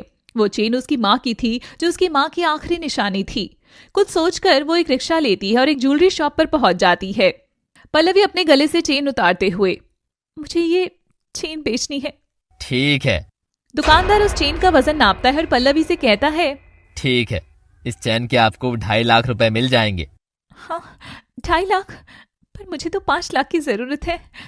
मैडम, जो इस चैन की कीमत थी और जिस भाव में सोना चल रहा है, मैंने आपको बता दिया। अब बेचना ना बेचना तो आपकी मर्जी है। पल्लवी काफी परेशान हो जाती है। तभी उसका फोन बजता है। Hello. Hello my dear friend. Anshul? क्या बात है, एक बार में ही पहचान लिया। वैसे हो कहाँ तुम?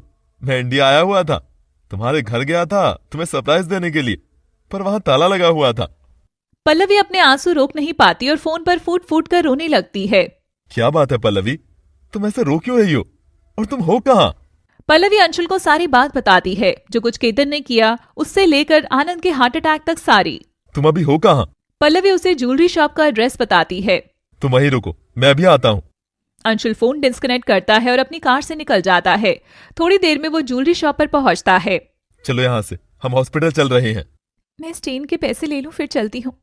भैया 2.5 लाख दे दीजिए। हमें ये चैन नहीं बेचनी है। पर अंशुल मुझे पैसों की जरूरत है। पहले यहाँ से चलते हैं, फिर बात करते हैं। अंशुल पल्लवी को लेकर हॉस्पिटल पहुंचता है और रिसेप्शन पर पैसे जमा करा देता है। तो तुम क्या कर रही हो अंशुल? मैं तुमसे ये पैसे नहीं ले सकती। ये पैसे मैं तुम्हें दे भी नहीं रहा हूँ पल्लवी। ये उस इंसान के लिए है जो मेरे पिता समान है, जो मेरे लिए तब खड़े थे जब मेरे साथ कोई नहीं था। अगर 5 साल पहले मेरे पेरेंट्स के डेथ के बाद अंकल ने अपने मरे हुए दोस्त के बेटे के करियर के लिए अपना घर गिरवी रख दिया, जिसे वो छुड़ा भी नहीं पाए, और एक किराए के घर में चले गए, तो आज उस इंसान के बुरे वक्त में अगर मैं कुछ भी कर पाऊं तो ये मेरी खुशनसीबी होगी। आज मैं जिस IAS की पोजीशन पर हूँ वो तो सिर्फ अंकल की वजह से। पल्लवी उसकी बात के आगे कुछ नहीं कह पाती और पैसा जमा होने के बाद आनंद का ऑपरेशन शुरू हो जाता है। सुबह होते ही पल्लवी केतन से मिलने जाती है। अंशुल बेटा, तुमने मेरे लिए जो कुछ भी किया उसके लिए बहुत बहुत शुक्रिया। आप प्लीज थैंक यू मत कहिए। आनंद अंशुल से बात कर ही रहा था कि तभी उसकी नजर पल्लवी की मांग में लगे सिंदूर पर पड़ती है और वो चौंक जाता है। ये सिंदूर? पल्लवी भी चौंक जाती है और बाकी सबकी नजर भी उस पर पड़ती है। ये सिंदूर तुम्हारी मांग में क्या कर रहा है?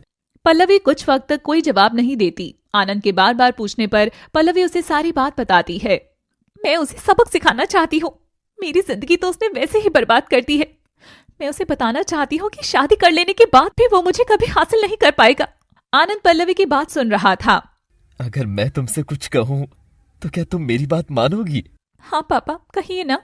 तुम केतन के साथ उसके घर चली जाओ। आनंद के मुंह से ऐसी बात सुनकर पल्लवी को यकीन नहीं हो रहा था। केतन भी बाहर खड़ा सब सुन रहा था। वो भी हैरान रह जाता है। ये आप क्या कह रही हैं पापा? मैं जानता हूँ जो मैं तुमसे कह रहा हूँ उससे तुम्हें झटका लगा है, पर अब मैं और कोई झटका बर्दाश्त नहीं कर पाऊंगा। मेरी जिंदगी का क्या भरोसा, आज है कल नहीं, और मैं नहीं चाहता कि मेरे बाकी दोनों बच्चों की जिंदगी में कोई भी मुसीबत आए।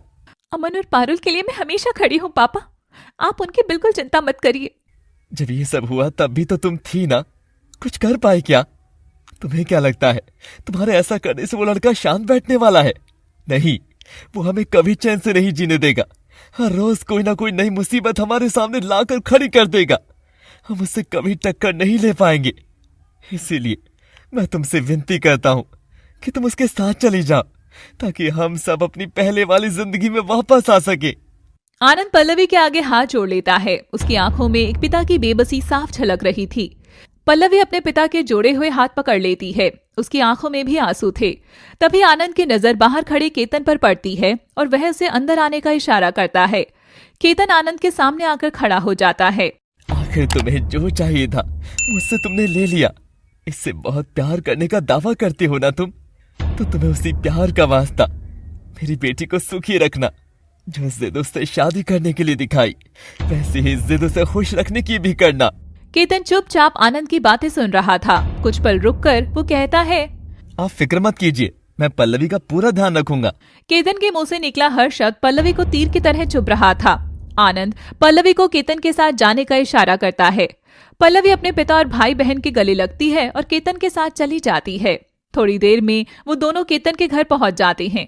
केतन डोरबेल बजाता है और सरिता दरवाजा खोलती है। केतन को किसी लड़की के साथ देखकर उसे समझ नहीं आता और वो केतन से पूछती है, केतन सुबह से कहाँ थे तुम, और ये लड़की कौन है? आपकी बहू पल्लवी। व्हाट? अनुपम और आयशा भी वहां आ जाते हैं। ये क्या मजाक है केतन? ये कैसे तुम अपनी पी बनाकर उठा लाए हो? हाँ, देखने से कितनी मिडिल क्लास लगती है। आयशा, तमीज से, भाभी है तुम्हारी। ओ कम ऑन भाई, भाभी माय फुट। इसे भाभी बुलाकर मैं अपनी इज्जत कम नहीं करना चाहती। सरिता पल्लवी के पास आती है और गुस्से से कहती है, पैसों के लिए फंसाया है ना मेरे बेटे को? पल्लवी बिना कुछ बोले सबको चुपचाप सुन रही थी। अपनी कीमत बताओ और दफा हो जाओ मेरी बेटी की जिंदगी से। ये कहकर सरिता पल्लवी को धक्का देती है और वो गिर जाती है। मॉम! वो पल्लवी को उठाने के लिए झुकता है कि तभी पल्लवी उसका हाथ रोकते हुए कहती है, बहुत अच्छा तोहफा दिया है तुमने शादी का। क्या आनंद का पल्लवी को केतन के साथ भेजने का फैसला सही था? क्या पल्लवी केतन के घर वालों की बदतमीजियों का जवाब दे पाएगी? केतन जैसे ही पल्लवी को उठाने के लिए झुका, पल्लवी ने उसका हाथ रोकते हुए कहा, बहुत अच्छा तोहफा दिया है तुमने शादी का। पल्लवी के मुंह से ऐसी बात सुनकर केतन हैरान था। उसे उम्मीद नहीं थी कि उसके घर वाले पल्लवी के साथ ऐसा बर्ताव करेंगे। उसे बहुत शर्मिंदगी महसूस हुई। उसने पलटकर गुस्से से सरिता की तरफ देखा। आज जो आपने पल्लवी के साथ किया वो दोबारा नहीं होना चाहिए।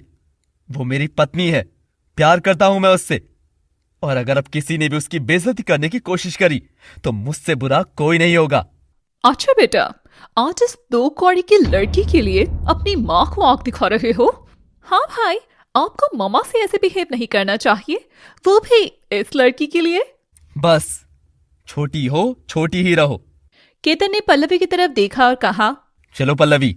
केतन पल्लवी को घर के अंदर ले जाने लगा कि तभी उसके सामने अनुपम आकर खड़ा हो गया। ये लड़की मेरे घर के अंदर नहीं आएगी। पल्लवी वहां जो कुछ भी हो रहा था उसे चुपचाप देख सुन रही थी, मानो उसे कोई फर्क ही ना पड़ रहा हो। केतन अनुपम को हैरानी से देखने लगा। ये मेरा घर है, और यहाँ वही लोग रहेंगे जिन्हें मैं यहाँ देखना चाहता हूँ। तो ठीक है, अगर ऐसी बात है तो मैं आपकी बात का पूरा सम्मान करूंगा। पल्लवी इस घर में नहीं आएगी। सरिता, आयशा और अनुपम के चेहरे पर एक मुस्कान आ गई। केतन ने पल्लवी का हाथ पकड़ा और वहां से जाने लगा। उसे ऐसा करते देख अनुपम कंफ्यूज हो गया।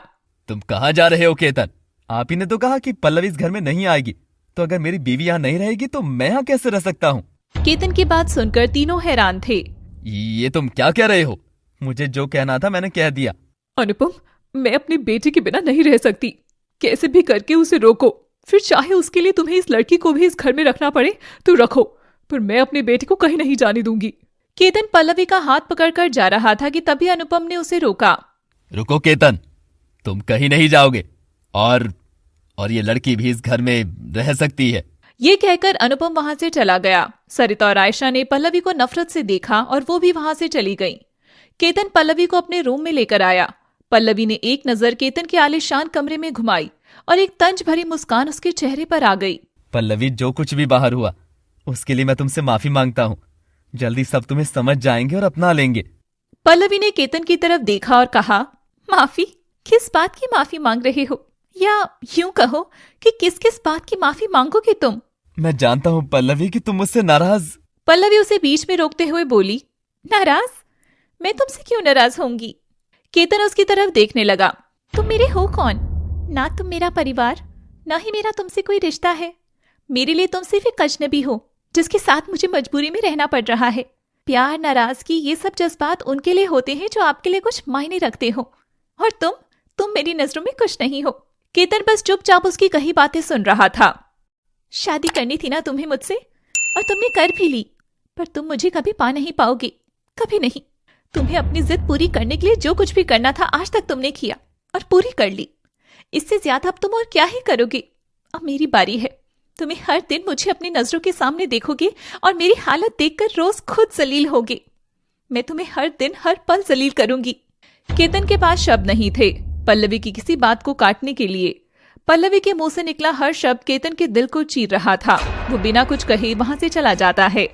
पल्लवी नफरत भरी निगाहों से उसे जाते हुए देख रही थी। कमरे से बाहर आकर केतन अमन और पारुल के कॉलेज में फोन करता है। हेलो, मैं केतन बोल रहा हूँ। हाँ सर, बताइए मैं आपके लिए और क्या कर सकता हूँ? पारुल और अमन को जो आपने कॉलेज से एक्सपेल किया था, उन्हें अभी इसी वक्त कॉलेज वापस बुलाइए। पर सर, आपके कहने पर ही तो मैंने उन्हें कॉलेज से निकाला था, और अब मैं ही उन्हें वापस बुला रहा हूँ। ठीक है सर। केतन ने उनका फोन काटकर मालती को फोन मिलाया। आनंद हॉस्पिटल के बेड पर बैठकर खाना खा रहे थे। पारुल अपने हाथों से उन्हें खाना खिला रही थी कि तभी वहां मालती आती है। उसे वहां देखकर पारुल और आनंद चौंक गए। अरे मालती आंटी, आप यहाँ? हाँ बेटा। भाई साहब, ये सब कैसे हो गया? जो होना होता है वो हो ही जाता है। भाभी जी, आप बताइए, आपका यहाँ कैसे आना हुआ? मैं आप सबको आपके घर वापस ले जाने आई हूँ। मालती की बात सुनकर पारुल और आनंद थोड़ा हैरान हुए। मैं जानती हूँ कि आप लोगों को अजीब लग रहा होगा, पर फिर भी मुझे वो फैसला ना चाहते हुए भी लेना पड़ा था। लेकिन अब सब ठीक है। प्लीज अपने घर वापस चलिए। उसकी कोई जरूरत नहीं है। जिस वक्त आपने लोगों को रात बेरात घर से जाने को कह दिया था, तब आपको इनकी चिंता नहीं हुई कि ये लोग कहाँ जाएंगे, और अब आप इन्हें लेने आई हैं। मालती की नजरें झुक गई। अब ये लोग आपके साथ कहीं नहीं जाएंगे, बल्कि मेरे घर जाएंगे। नहीं अंशुल बेटा, हम भाभी जी के साथ अपने घर ही जाएंगे। पर अंकल, इन्होंने ऐसा क्यों किया था उसकी वजह हम सब जानते हैं। जिस तरह हम मजबूर थे उसी तरह ये भी मजबूर थी। ऐसा नहीं है कि इन्होंने हमारे लिए कभी कुछ नहीं किया। बहुत बार इन्होंने हमारी मदद की है, इसीलिए हम अपने घर ही जाएंगे। आनंद के मुंह से ऐसी बात सुनकर मालती की आंखें भर आई और वो आनंद को धन्यवाद कहकर वहां से चली गई। तभी वहां अमन आया और उसे पारुल और सबको बताया कि उन दोनों को कॉलेज वापस बुला लिया गया है। कुछ ही वक्त में उन लोगों की जिंदगी नॉर्मल होने लगी थी। बस अगर किसी की जिंदगी पूरी तरह से बदली थी तो वो थी पल्लवी। पल्लवी अपने कमरे में बैठे जो कुछ भी हुआ उसके बारे में सोच रही थी। तभी वहां सरिता और आयशा आ गई। पल्लवी बेड पर बैठी हुई थी। उसे देखकर सरिता बोली, कैसा लग रहा है इतने मखमली बिस्तर पर बैठकर लड़की? हाँ? सरिता की बात सुनकर पल्लवी खड़ी हो गई। अरे अरे, क्या हुआ आया? खड़ी क्या हो गई? बैठो बैठो, पूरे मजे लो। इस ऐश और आराम के लिए तो तुमने केतन को फंसाया है, तो अपना मकसद तो पूरा कर लो। मामा, ये गरीब लोग कितने चंट होते हैं ना। इसकी शक्ल तो देखो, कितनी भोली लगती है। और कैसे भाई को फंसा लिया। अरे बेटा, अपनी इन शक्ल का ही तो ये लोग खाते हैं, इस बनावटी भोलेपन पर ही तो अमीरजादे अपना दिल हार बैठते हैं। सरिता पल्लवी के थोड़ा करीब आकर बोलती है, लेकिन तुम इस गलतफहमी में मत रहना कि मेरे बेटे का फायदा उठा लोगी और उसे अपने इशारों पर नचाओगी। उसके पीछे उसकी माँ खड़ी है, और गलती से भी इस महल को अपना घर मत समझ लेना, क्योंकि बहुत जल्द मैं तुम्हें यहाँ से रवाना कर दूंगी। चलो आयशा। ये कहकर सरिता और आयशा वहां से चली गई। पल्लवी की आंखों में आंसू थे। वो भले ही गरीब थी, पर अपने पैरों पर खड़ी एक आत्मनिर्भर लड़की थी। उसने आज तक अपने लिए ऐसी बातें किसी के मुंह से नहीं सुनी थी। रात हो गई थी। अनुपम, सरिता और आयशा डाइनिंग टेबल पर खाना खाने बैठे थे, तभी वहां केतन आता है। आओ केतन, खाना लग गया है, खा लो। हाँ, मैं बस अभी पल्लवी को लेकर आता हूँ। ये कहकर केतन कमरे में पल्लवी को बुलाने चला गया। ओ गॉड, ये भाई ही है, ये तो उस लड़की के गुलाम बन गए हैं। केतन पल्लवी को लेकर डाइनिंग रूम में आ गया और उसके लिए एक चेयर खिसकाई। पल्लवी उसे देखने लगी और उस पर बैठने के लिए आगे बढ़ी कि तभी आयशा बोली, मम्मा, ये हमारे साथ बैठकर खाना खाएगी।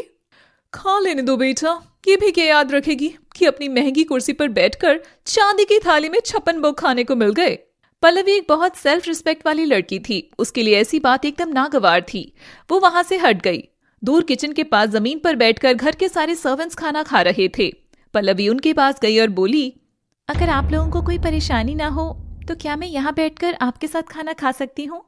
नौकरों को कोई जवाब समझ नहीं आ रहा था। वो उस घर की बहू की पूछी गई इस बात का क्या जवाब दे। पल्लवी उनके पास जाकर बैठ गई और उन्हीं के बर्तनों में उनका बनाया खाना निकाल कर खाने लगी। पल्लवी की इस हरकत से अनुपम, सरिता, आयशा सब हैरान थे। केतन ने गुस्से से सरिता की तरफ देखा और पल्लवी के पास आया। पल्लवी, ये तुम क्या कह रही हो? उठो यहाँ से और वहाँ हमारे साथ बैठकर खाना खाओ चलकर। क्यों? यहाँ बैठकर खाना खाने में क्या प्रॉब्लम है? और वैसे भी जिस जगह पर 56 भोग हो पर सम्मान ना हो, उस जगह का अन्न मेरे गले से नीचे नहीं उतर सकता। मेरे लिए ये सूखी रोटी उस व्यंजन से बहुत ज्यादा स्वाद भरी है। पल्लवी वो रोटी सब्जी केतन के सामने खाने लगी। केतन को पल्लवी के ऐसे नौकरों के बीच में बैठकर खाना बहुत बुरा लगा। दूसरी तरफ आयशा सरिता से बोली, कितनी औकड़ है ना इसमें। अरे बेटा, सब नाटक है, पैसे की खनक के आगे देखना, अभी कुछ ही दिनों में इसका असली चेहरा दिख जाएगा। केतन बिना खाना खाए वहां से चला गया। पल्लवी भी खाना खाकर अपने कमरे की तरफ जाने लगी कि तभी सरिता उसे रोकते हुए बोली, खाना तो तुमने नौकरों के साथ खा लिया, बर्तन धोने में औनी बिरादरी वालों का साथ नहीं दोगी क्या? हमारे खाए हुए बर्तन टेबल पर रखे हैं, उन्हें वहां से उठाओ और धोकर उनकी जगह पर लगा दो। और इतने महंगे बर्तन हैं, देखकर उन्हें चुराने की कोशिश बिल्कुल मत करना। मैं कल सारे बर्तन गिनूंगी। हाँ। ये बोलकर सरिता आयशा के साथ वहां से चली गई। पल्लवी टेबल से उन लोगों के खाए सारे झूठे बर्तन उठाकर किचन में ले गई और उन्हें धोने लगी। उसे ऐसा करता देख एक नौकर बोला, अरे बहू, आप रहने दीजिए, हम कर देंगे। उसकी कोई जरूरत नहीं है, मैं करती हूँ ना। काफी वक्त बाद जब पल्लवी कमरे में नहीं आई तो केतन उसे बाहर देखने गया। वो उसे किचन में ऐसे बर्तन धोते देख हैरान रह गया और उसके पास आया। ये तुम क्या कर रही हो पल्लवी? देख नहीं रहे, बर्तन धो रही हूँ। मालकिन ने ऑर्डर दिया है कि सारे बर्तन धोकर लगा दूं और कुछ भी चोरी ना करूं, कल वो आकर गिनेंगी। केतन को सरिता पर बहुत गुस्सा आया और वो उनके पास जाने लगा। कहाँ जा रहे हो? अपनी माँ से लड़ने? कोई जरूरत नहीं है उसकी। तुम्हें देखकर मैं समझ गई थी कि तुम्हारे घर के लोग कैसे होंगे। तुम में और उनमें कोई ज्यादा फर्क नहीं है। वैसे भी शादी करके लाए हो ना मुझे इस आलीशान महल में, तो उसी का सुख भोग रही हूं मैं। केतन को पल्लवी की बातें बहुत चुभ रही थी। उसकी हर एक बात उसे शर्मिंदा कर रही थी और उसकी करनी का एहसास दिला रही थी। केतन बस दूर खड़ा होकर पल्लवी को देख रहा था, जो सबके जूठे बर्तन धो रही थी। केतन मन ही मन बहुत दुखी हो रहा था। मैं तो पल्लवी से प्यार करता था, इसीलिए जिद करके उससे शादी करी। मैं उसे प्यार और दुनिया की हर खुशी देना चाहता था, पर मेरी वजह से आज उसकी ये हालत हो गई। केतन वहां से अपने कमरे में चला गया और बेड ठीक करने लगा, जिससे जब पल्लवी आए तो आराम से सो सके। वो उसका इंतजार करने लगा। थोड़ी देर में पल्लवी कमरे में आ गई। वो बहुत थकी हुई लग रही थी। केतन उसके पास आया। पल्लवी, मैंने ये बेड सेट कर दिया है, तुम यहाँ सो जाओ। मैं जानता हूँ कि मेरी मौजूदगी तुम्हें पसंद नहीं आएगी, इसलिए मैं गेस्ट रूम में जाकर सो जाऊंगा। पल्लवी ने उसकी बात को कोई तवज्जो नहीं दी और जमीन पर लेट गई। उसे ऐसे जमीन पर लेटा देख केतन ने पूछा, तुम यहाँ जमीन पर क्यों लेटी हो? मैंने कहा ना, मैं कमरे से बाहर चला जाऊंगा। अरे नहीं रईसजादी, मेरी ना इतनी औकात नहीं, ना मेरे शरीर को इतनी मखमली गद्दों पर सोने की आदत। और वैसे भी तुम्हारी माँ और बहन मुझे बता गई है कि ये कितने कीमती हैं, जिन पर सोने के लिए मैंने तुम्हें फंसाया है। ये कहकर पल्लवी करवट लेकर लेट गई। केतन पल्लवी की बात सुनकर हैरान था। उसे समझ नहीं आ रहा था कि वो क्या करे जिससे वो पल्लवी के चेहरे पर एक मुस्कान ला सके। अगली सुबह पल्लवी अपने कमरे में बैठी थी कि तभी उसके फोन पर एक कॉल आई। हेलो। हेलो, मेरी पल्लवी जी से बात हो रही है? जी बोल रही हूँ। मैं एचआर कॉलेज ऑफ साइकोलॉजी का डीन रमेश माथुर बोल रहा हूँ। HR college of psychology? Pallavi मन में सोचती है, इतने बड़े कॉलेज से मेरे पास कॉल क्यों आई है, वो भी डीन की। पल्लवी सोच में पड़ गई। जी सर, कहिए। हमारे यहाँ साइकोलॉजी के प्रोफेसर की जगह खाली है।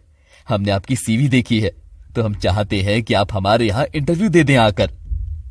पल्लवी को उनकी बात समझ नहीं आ रही थी। उसने सोचा, इतने बड़े कॉलेज से डायरेक्ट मेरे पास कॉल कैसे आ रहा है, वो भी डीन का, जबकि मैंने अप्लाई भी नहीं किया।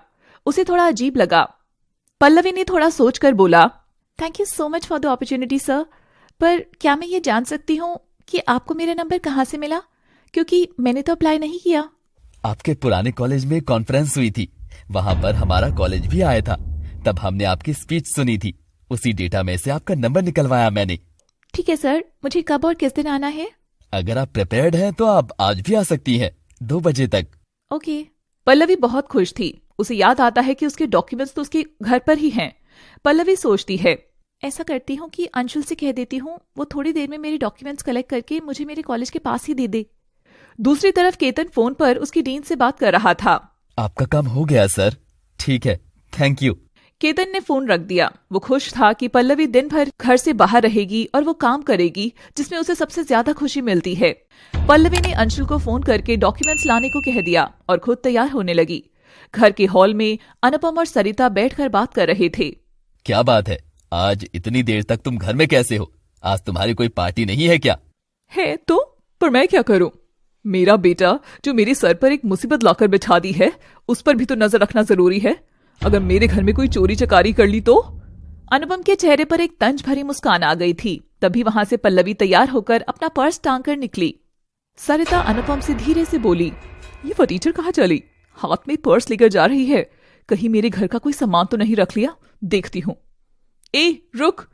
सरिता पल्लवी की तरफ आते हुए बोली। सरिता की आवाज सुनकर पल्लवी रुक गई। कहाँ जा रही हो? काम से जा रही हूँ। तब तक केतन भी हॉल में आ गया था। फटीचरों के पास भी काम होते हैं? वाह! पल्लवी सरिता की बात का कोई जवाब नहीं देती। इस पर्स में क्या है? मेरा कुछ सामान है। तुम्हारे पास भी कुछ है जो तुम इस फटे पुराने पर्स में रखो? ये कहकर सरिता हंसने लगी। पल्लवी ने कुछ रिएक्ट नहीं किया। अपना पर्स खोलो। जी? अपना पर्स खोलो? तुमने सुना नहीं? मुझे देखना है कि तुम मेरे घर का कोई कीमती सामान चुरा कर तो नहीं ले जा रही हो। तभी वहां केतन आ गया। ये क्या तरीका है मम्मा? पल्लवी कोई चोर है क्या जो आप इस तरह की बातें कर रही हैं उससे? बस केतन, तुम्हारी जिद की वजह से हमने इस लड़की को घर में रहने दिया, लेकिन इसका मतलब ये नहीं कि हम तुम्हारी हर बात मानेंगे। आप अपना ये तमाशा बंद कीजिए, पल्लवी को लेट हो रहा होगा। केतन के मुंह से ये बात सुनकर पल्लवी को बहुत अजीब लगा। इसे कैसे पता कि मुझे लेट हो रहा है? कहीं इसी ने तो ये सब नहीं किया। पल्लवी ने अपना पर्स खोलकर सरिता को दे दिया। ये तुम क्या कर रही हो पल्लवी? अपनी तलाशी करवा रही हूँ।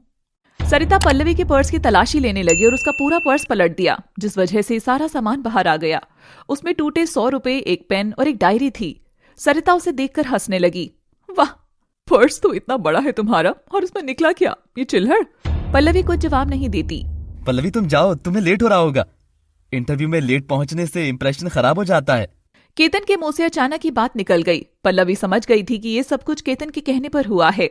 इंटरव्यू? कैसा इंटरव्यू? केतन कोई जवाब नहीं देता। एक कॉलेज के प्रोफेसर की पोस्ट की कॉल आई थी, उसी का इंटरव्यू है।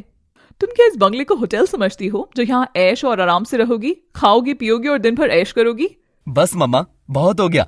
वो इंटरव्यू के लिए जा रही है, अगर उसे आशीर्वाद नहीं दे सकती तो कम से कम उसका मूड तो मत खराब करो। सरिता गुस्से में पल्लवी को देखने लगी। पल्लवी बिना कुछ बोले जाने लगी, फिर अचानक से बोली, सही कह रही हैं आप।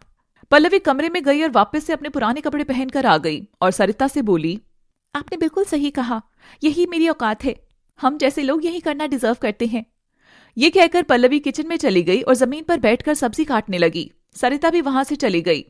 तुम्हें ये सब करने की कोई जरूरत नहीं है पल्लवी, उठो और इंटरव्यू के लिए जाओ।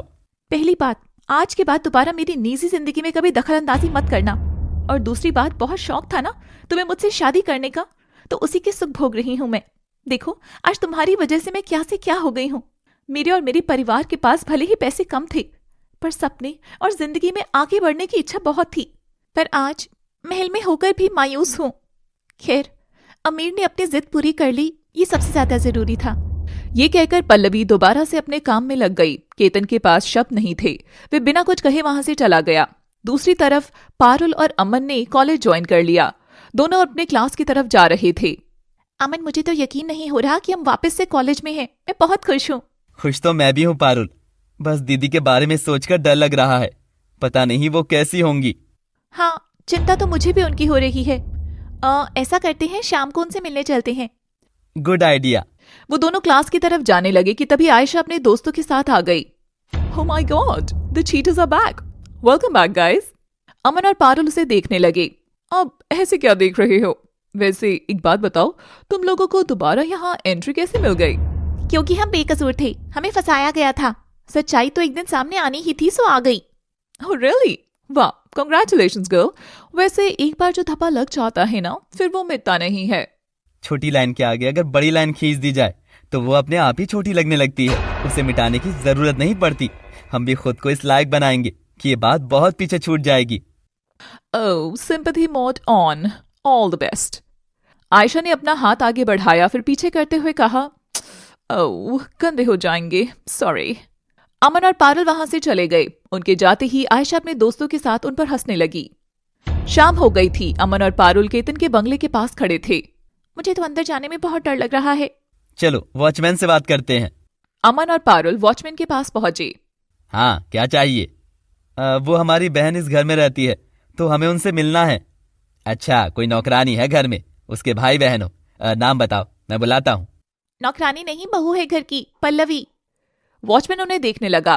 कुछ वक्त से सरिता उन लोगों को वहां खड़ा देख रही थी। उसने वहां जाकर वॉचमैन से पूछा, क्या बात है राजू, कौन है ये लोग? नमस्ते आंटी, मैं अमन और ये मेरी बहन पारुल। हम यहाँ अपनी दीदी पल्लवी से मिलने आए हैं। ओह, तो तुम लोग उसके भाई बहन हो? जी। हाँ, आओ, मेरे साथ अंदर आओ। अमन और पारुल को सरिता के मुंह से ये शब्द अच्छा लगा। उसके पीछे घर के अंदर चले गए।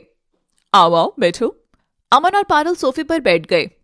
पल्लवी, पल्लवी बेटा जरा बाहर तो आना, देखो तुमसे मिलने कौन आया है। सरिता की आवाज सुनकर पल्लवी बाहर आ गई। पारुल और अमन को देखकर वो बहुत खुश हो गई और उनके गले लग गई। अरे, अभी ने खड़ा ही रखोगी? कुछ खिलाओ पिलाओ भाई। जी। पल्लवी किचन में गई और मीठा, नमकीन और जूस ले आई। लो पियो। हाँ। अमन और पारुल ने जैसे ही जूस का ग्लास पीने के लिए उठाया कि तभी सरिता बोली, अनुपम, अनुपम जरा बाहर तो आइए। देखिए, हमारे भिखारिन बहू के भूखे नंगे रिश्तेदार आए हैं। सरिता के मुंह से ये शब्द सुनकर सब हैरान रह गए। सरिता के मुंह से ये शब्द सुनकर सब हैरान रह गए। अमन और पारुल के मुंह के पास जाता हुआ ग्लास उसी जगह रुक गया और वो उठकर खड़े हो गए। पल्लवी भी ये सुनकर हैरान थी।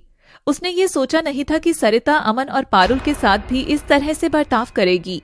उस वक्त केतन की मीटिंग चल रही थी, तो वो कमरे में था। अनुपम भी वहां आ गया। ये आप कैसी बातें कर रही हैं? आपको मुझसे परेशानी है ना? तो मेरे भाई बहन से इस तरह से बात क्यों कर रही हैं आप? पल्लवी की आंखों में आंसू थे। दीदी, आप रोइए मत, हम चलते हैं। अमन और पारुल जाने लगे कि तभी सरिता बोली, अरे अरे, कुछ खा तो लो, अपनी बहन के यहाँ आए हो। अमन ने सरिता के आगे हाथ जोड़े और नमस्ते करके जाने लगा कि तभी किसी से टकरा गया। What the hell? मेरा सारा सामान गिरा दिया। आयशा के हाथ में कई सारे शॉपिंग बैग्स थे, वो गिर गए। अमन आयशा को वहां देखकर चौंक गया। आयशा भी अमन को देखकर हैरान थी। तुम यहाँ मेरे घर पर क्या कर रहे हो? ये तुम्हारा घर है? तो क्या ये बंगला तुम्हारा होगा? आयशा ने अमन से बदतमीजी से कहा। वैसे तुम यहाँ कर क्या रहे हो?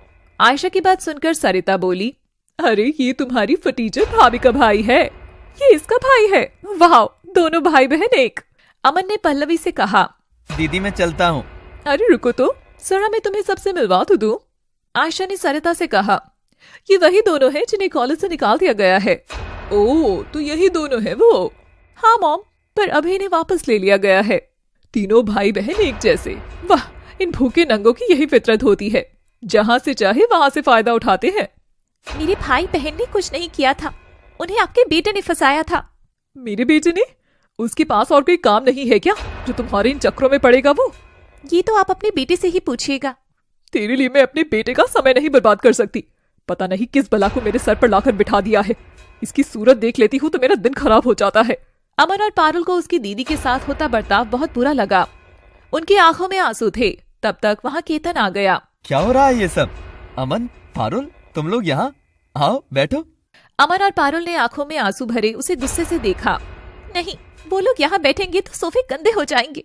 तुम्हारे घर के ग्लास में पानी और प्लेट में कुछ खा लिए तो वो तुम्हारे घर के किसी इंसान के खाने लायक नहीं बचेंगे। तुम ये सब क्या? चुप, एकदम चुप। तुम्हारी वजह से आज मेरे घर वालों के साथ जो हो रहा है ना, मैं तुम्हें कभी माफ नहीं करूंगी। हम लोग भले ही कितने भी गरीब हो, पर बेगैरत नहीं है जो तुम्हारा परिवार हर पल हर वक्त हमारी बेइज्जती करता है। हम जो हैं अपने दम पर हैं, तुम्हारी तरह अपने पूर्वजों की कमाई पर नहीं पल रहे हैं। एक बात बताओ, जिस पैसे पर तुम्हें इतना गुरूर है उसमें तुमने क्या किया? तुम्हें सब कुछ बना बनाया मिल गया तो तुम उस पर ऐश कर रहे हो और लोगों की जिंदगी के साथ खिलवाड़ कर रहे हो। सेल्फ मेड इंसान अगर देखना है तो अंशुल से सीखो, जो एक गरीब घर से होने के बावजूद अपने दम पर आज यहाँ तक पहुंचा है। इसे कहते हैं तरक्की करना, सक्सेसफुल होना, समझे? पल्लवी, मैं शट अप। ए लड़की, चुप कर। ये किस तरह से बात कर रही है मेरे बेटे से? भूलो मत, तुम आज हमारे टुकड़ों पर ही पल रही हो। आपके टुकड़ों पर पलने का मुझे कोई शौक नहीं है। आपके बेटे ने मेरी और मेरे परिवार की जिंदगी नरक बना दी थी, इसलिए मुझे आपके टुकड़ों पर पलने आना पड़ा।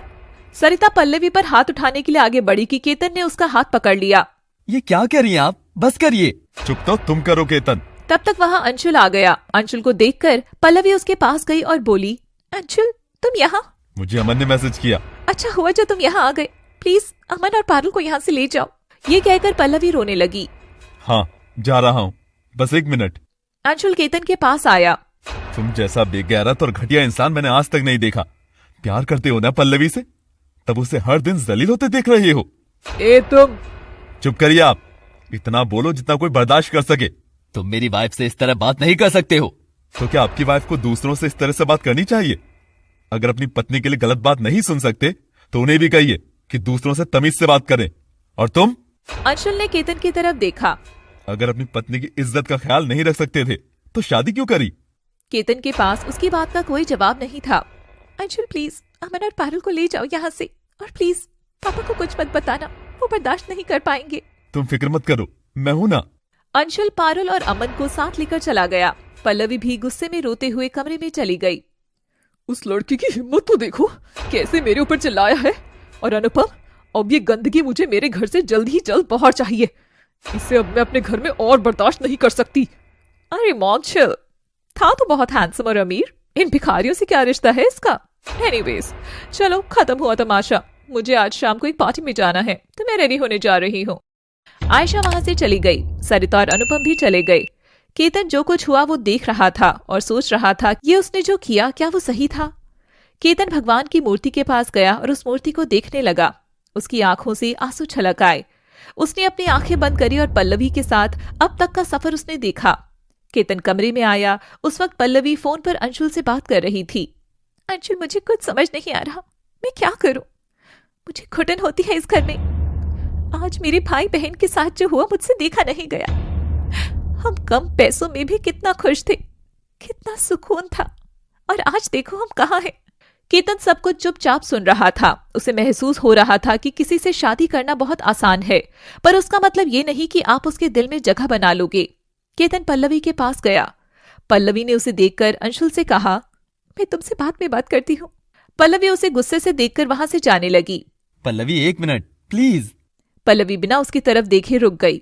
मैं जानता हूँ तुम मुझसे बेइंतहा नफरत करती हो, तुम्हें करनी भी चाहिए। मैंने जो तुम्हारे और तुम्हारे परिवार के साथ किया वो बहुत गलत था।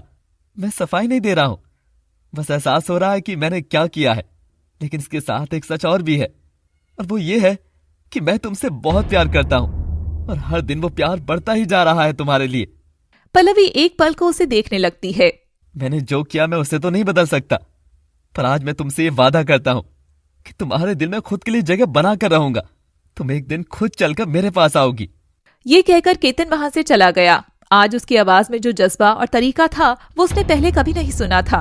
तभी उसके घर के हॉल से केतन की आवाज सुनाई दी। पल्लवी बाहर गई। सरिता, अनुभव और आयशा भी वहां थे। आज एक बात आप तीनों कान खोलकर सुन लीजिए। अगर आज के बाद पल्लवी या उसके परिवार में से किसी के साथ भी आप तीनों में से किसी ने भी बदतमीजी करी तो मैं ये घर उसी वक्त छोड़ दूंगा। और ये मत सोचिएगा कि मेरे पीठ पीछे करोगे तो मुझे पता नहीं चलेगा। इतना तो आप सब जानते हो कि अगर मैं किसी चीज पर आ जाऊं तो करके ही दम लेता हूं। ये मेरी लास्ट वार्निंग है आप सबके लिए। ये कहकर केतन वहां से चला गया। बाकी सब भी मुंह बनाकर चले गए। वहां से केतन सीधा पल्लवी के घर पहुंचा। उसे वहां देखकर आनंद, पारुल और अमन तीनों हैरान थे। आप यहाँ? आज मेरे घर में तुम्हारे साथ जो भी व्यवहार हुआ, मैं उसके लिए तुमसे हाथ जोड़कर माफी मांगता हूँ। आप माफी मत मांगिए, बस मेरी दीदी को उस जिल्लत से बचाइए जो उन्हें आपके घर में रोज सहनी पड़ रही है, वो भी बिना किसी गलती के। आज मैं आप तीनों से वादा करता हूँ कि जो आज हुआ वो अब कभी नहीं होगा। केतन आनंद के पास आकर उनके पैर छूता है। पल्लवी से तो मुझे जब माफी मिलनी होगी तब मिल जाएगी, पर मैं आज आप लोगों से माफी मांगता हूँ अपनी हर गलती के लिए, हर बदतमीजी के लिए जो मैंने आप लोगों के साथ और सबसे ज्यादा आपकी बेटी के साथ ज्यादती करने के लिए की। जिस दिन मेरी बेटी तुम्हें माफ कर देगी उस दिन मेरी माफी भी तुम्हें मिल जाएगी। माफी ना सही, आशीर्वाद ही दे दीजिए कि मैं अपने मकसद में कामयाब हो जाऊं। केतन आनंद के पैर छूता है। आनंद उसके सर पर थोड़ा हिचकिचाते हुए हाथ रखता है। केतन के चेहरे पर मुस्कान आ गई थी और वो वहां से चला गया। 11 बज चुके थे रात के। आयशा एक शॉर्ट ड्रेस में नशे की हालत में बार से बाहर निकली और अपनी कार की तरफ जाने लगी। तभी उसी बार से एक लड़कों का गैंग बाहर निकला। उसमें से एक की नजर आयशा पर पड़ी। भाई, इस माल पर तो मेरी बार के अंदर से ही नजर है, कितनी हॉट एंड सेक्सी है। खाली नजर ही क्यों, हाथ भी तो लगा कर देखो। बात तो वैसे सही है तेरी। वो लड़के आयशा की तरफ बढ़ने लगे। नशे की वजह से आयशा के कदम लड़खड़ा रहे थे। वो हल्का सा लड़खड़ाई कि तभी उस लड़के ने आयशा को पकड़ लिया और बोला, how dare you touch me. अरे आप में है सब कुछ छूने लायक। ये कहकर उस लड़के ने आयशा को जबरदस्ती गोद में उठा लिया और कार में डाल दिया। क्या केतन पल्लवी का दिल जीत पाएगा? क्या होगा आयशा का? आज किसी की आबरू लुट जाएगी या कोई उसे बचा लेगा? ये कहकर उस लड़के ने आयशा को जबरदस्ती गोद में उठा लिया और कार में डाल दिया। ये तो मुझे कहाँ ले जा रहे हो? छोड़ो मुझे, छोड़ो। आयशा अपने आप को छुड़ाने की कोशिश करने लगी। अरे ऐसे कैसे छोड़ दे मेरी जान, इतनी मुश्किल से तो हाथ लगी हो। उस लड़के ने आयशा को गाड़ी की बैक सीट पर डाल दिया और उस रात उसके साथ वो हुआ जो भगवान कभी किसी भी औरत के साथ ना करे। दूसरी तरफ अनुपम अपनी लेट नाइट मीटिंग कर रहा था और सरिता अपने दोस्तों के साथ बैठी ताश के पत्ते खेल रही थी। और ये रहा मेरा हुक्म का इक्का। सुबह के 5 बज रहे थे। आयशा कार की बैक सीट पर पड़ी हुई थी। फटे कपड़े, मुंह से खून और शरीर पर जगह जगह खरोच के निशान लिए आयशा कार में पड़ी थी। वो बस चोटिल आवाज में पानी पानी कह रही थी। दूसरी तरफ आनंद अपनी दवाई खा रहा था। तभी एक दवाई उसमें से खत्म हो गई थी।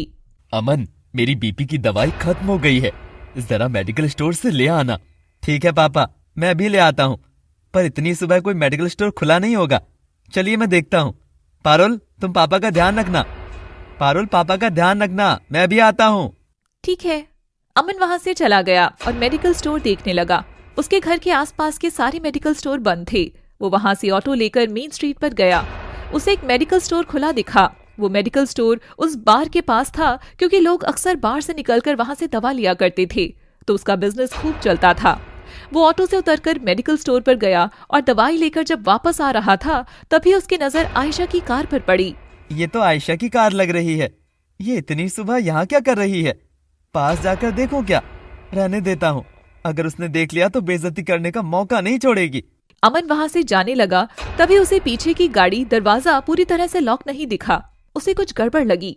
गाड़ी का दरवाजा भी लॉक नहीं लग रहा, जाकर देख ही लेता हूँ, जो होगा देखा जाएगा। अमन कार के पास गया और उसने कार के पीछे का दरवाजा खोला। आयशा को अपने सामने इस हालत में देखकर वो सन रह गया। उसने अपना मुंह फेर लिया और अपनी शर्ट उतारकर उस पर डाल दी। आयशा, आयशा। उसने गाड़ी में रखी पानी की बोतल से थोड़ा सा पानी आयशा के मुंह पर मारा। आयशा हल्का हल्का होश में आने लगी और उठकर बैठ गई। धीरे से उसकी नजर खुद पर पड़ी और वो पागल सी होने लगी। आयशा अपने शरीर को अपने हाथों से रगड़ने लगी, मानो कोई लगी हुई गंदगी छुटा रही हो। उसकी ऐसी हालत देखकर अमन बोला, आयशा, संभालो अपने आप को। अमन, ये देखो, मेरे शरीर पर कुछ लगा है, इसे छुड़ा दो। वो बस अपने शरीर को रगड़ी जा रही थी। अमन से उसकी ऐसी हालत देखी नहीं जा रही थी। अमन धीरे से उसका हाथ पकड़कर रोकने की कोशिश करता है, पर वो रुक ही नहीं रही थी। बस करो आयशा, ये क्या कर रही हो? संभालो अपने आप को। आयशा फूट फूट कर रोने लगी। अमन ने देखा धीरे धीरे उस सड़क पर लोग आने लगे थे। यहाँ से चलते हैं, यहाँ सब लोग आ रहे हैं। अमन कार ड्राइव करके आयशा को अपने घर ले आया। उसे देखकर पारुल और आनंद हैरान रह गए। दूसरी तरफ पल्लवी अपने कमरे में बैठी थी कि तभी केतन अपना फोन उसके सामने करता है। फोन में एक कॉलेज में असिस्टेंट प्रोफेसर की वैकेंसी आई हुई थी। ये क्या है? इस कॉलेज में साइकोलॉजी के प्रोफेसर की वैकेंसी आई हुई है। अगर तुम चाहो तो अप्लाई कर सकती हो। तुम मेरी सिफारिश पर ली हुई नौकरी नहीं करना चाहती, पर खुद की काबिलियत के दम पर तो नौकरी पाना चाहती हो ना। तुम्हें इस नौकरी की जरूरत भी है अपने घर वालों का ध्यान रखने के लिए। पल्लवी उसे देखने लगी। कल सुबह 10 बजे से इंटरव्यू है। अगर तुम जाना चाहो तो जा सकती हो, बाकी तुम्हारी मर्जी। ये कहकर केतन वहां से चला गया। वो हॉल में पहुंचा तो अनुपम ने उसे रोककर पूछा, ये सब क्या है केतन? तुमने अपना सैलरी अकाउंट छोड़कर बाकी सारे अकाउंट क्लोज करा दिए हैं। इन सब की वजह जान सकता हूं मैं। उन अकाउंट्स में मेरी मेहनत की कमाई नहीं है, इसीलिए बंद करा दिए। ये तुम कैसी बातें कर रही हो? रायचंद खानदान के इकलौते वारिस को पैसों को लेकर ये सोचने की जरूरत कब से पड़ने लगी? हमेशा से इसी सोच को मेरे अंदर डाला गया, जिसके कारण मेरी मानसिकता ऐसी हो गई। आज मुझे यह एहसास हो रहा है, किसी सोच की वजह से मैं अपनी जिंदगी में कुछ कर ही नहीं पाया। अपने दम पर कुछ हासिल करना मेरी सोच में ही नहीं आया, सिर्फ पैसों के घमंड में ही चूर रहा। लेकिन अब मैं अपने आगे की जिंदगी ऐसे नहीं गुजारना चाहता। ये कहकर केतन वहां से चला गया। पल्लवी उसकी कही सारी बातें सुन रही थी। वो समझ नहीं पा रही थी कि केतन के इस रूप को सच माने या उसको जो उसने आज तक देखा है। अनुपम ऑफिस के लिए निकल ही रहे थे कि सरिता वहां आकर बोली, सुनो, आयशा घर पर नहीं है। कल रात पार्टी में गई थी, उसके बाद से मेरी उससे कोई बात ही नहीं हुई। उसके कमरे में देखो, सो रही होगी। देख कर आई हूँ तभी तो बता रही हूँ। हो सकता है अपने किसी दोस्त के यहाँ रुक गई हो। मैंने उसके सारे दोस्तों से पूछ लिया, पर वो वहाँ नहीं है। उसका फोन भी ट्राई कर लिया। अनुपम और सरिता दोनों बहुत परेशान हो गए। पल्लवी भी आयशा के बारे में सोचकर थोड़ा टेंशन में आ गई। तभी उसके पास पारुल का फोन आया। दीदी, आप तुरंत घर आ जाइए। क्या बात है पारुल? आप आइए तब बताती हूँ। ठीक है, मैं आ रही हूँ। पल्लवी अपने घर के लिए निकल गई। घर पहुंचकर पल्लवी ने पारुल से पूछा, क्या बात है, मुझे इतनी जल्दी में यहाँ क्यों बुलाया? पारुल उसका हाथ पकड़कर अंदर कमरे में ले गई जहां आयशा थी। आयशा को इस हालत में देखकर पल्लवी शॉक्ड रह गई और भागकर उसके पास आई। ये सब क्या है आयशा? तुम्हारी ये हालत? घर में सब तुम्हें ढूंढ रहे हैं। पल्लवी ने प्यार से उसके सर पर हाथ रखा। आयशा को पल्लवी का स्पर्श बहुत ममता भरा लगा और वो उसके गले लगकर फूट फूट कर रोने लगी। भाभी, मेरी इज्जत लूट ली गई है। आयशा के मुंह से निकले ये शब्द पल्लवी के ऊपर घास की तरह गिरे। ये तुम क्या कह रही हो? आयशा बस रोई जा रही थी। पल्लवी ने उसे कस के गले लगा लिया। उसकी आंखों में भी आंसू छलकने लगे। खुद को संभाल कर उसने पारुल से कहा कि आयशा को चेंज करवा दो। थोड़ी देर में आयशा पारुल का सूट पहनकर बाहर आ गई। चलो घर चलते हैं। नहीं भाभी, मैं घर नहीं जाऊंगी। मैं मॉम डैड को कैसे फेस करूंगी? कुछ नहीं होगा, मैं हूं ना तुम्हारे साथ। पल्लवी ने आयशा का हाथ पकड़कर उसे कार में ले गई। अमन उन्हें लेकर घर आ गया। घर पर अनुपम, सरिता और केतन बहुत परेशान दिख रहे थे। तभी पल्लवी और अमन आयशा को लेकर वहां आए। सरिता आयशा को उन दोनों के साथ देखकर थोड़ा हैरान हुई। फिर पल्लवी का हाथ झटकते हुए खुद आयशा को पकड़ा और अंदर लाई। तुम कहाँ थी आयशा? हम कितने परेशान हो रहे थे तुम्हारे लिए। और ये तुमने किसके कपड़े पहने हुए हैं? आयशा की आंखों से आंसू छलकने लगे। उसे इस हाल में देखकर सब परेशान हो गए। हुआ क्या है आयशा, मुझे बताओ। आयशा ने हिम्मत करके उन्हें सब कुछ बताया। उसकी बात सुनकर सबने अपना सर पकड़ लिया। हे भगवान, अब क्या होगा मेरे बेटी का? इसकी तो जिंदगी बर्बाद हो गई। ये आप क्या बोल रही हैं? आयशा के साथ जो हुआ उसमें उसकी कोई गलती नहीं थी। गलती उसकी है जिसने ये किया और जिसे उसके लिए सजा भी मिलनी चाहिए। तो तुम कहना क्या चाहती हो? मैं अपनी बेटी को समाज के सामने बदनाम कर दूं कि उसके साथ ऐसा कुछ हो गया है? सुनो आयशा, सोचो कि जैसे तुम्हारे साथ कुछ हुआ ही नहीं। ये बात इस घर से बाहर नहीं जानी चाहिए। भूल जाओ इस सब के बारे में। ये कैसी बातें कर रही हैं आप? अगर आज आयशा का मुंह आपने बंद करवा दिया तो आपको लगता है कि कभी इस सदमे से बाहर निकल पाएगी? हर वक्त एक डर उसके मन में रहेगा कि कहीं किसी को कुछ पता ना चल जाए। वो समाज में कभी सर उठाकर नहीं जी पाएगी। उसके गुनाहगारों को इसकी सजा जरूर मिलनी चाहिए। ये तुम? पल्लवी बिल्कुल सही कह रही है। हमेशा औरत ही क्यों झुके? हर जुल्म, हर हैवानियत वही क्यों बर्दाश्त करे? अपने लिए खड़ा होना, जिसने गलत किया है उसे सबक सिखाना उसे आना चाहिए। पल्लवी केतन की बातें सुन रही थी और ऐसे शब्द सुनकर थोड़ा हैरान थी। पल्लवी आयशा के पास गई और उससे बोली, तुम्हें अपने लिए खड़ा होना होगा और उन गुनहगारों को सजा भी दिलानी होगी। केतन और पल्लवी बिल्कुल सही बोल रहे हैं, हमें भी उनका साथ देना चाहिए। मैं उन लोगों के खिलाफ कंप्लेन करूंगी। उनकी बात सुनकर सबके अंदर का हौसला बढ़ गया।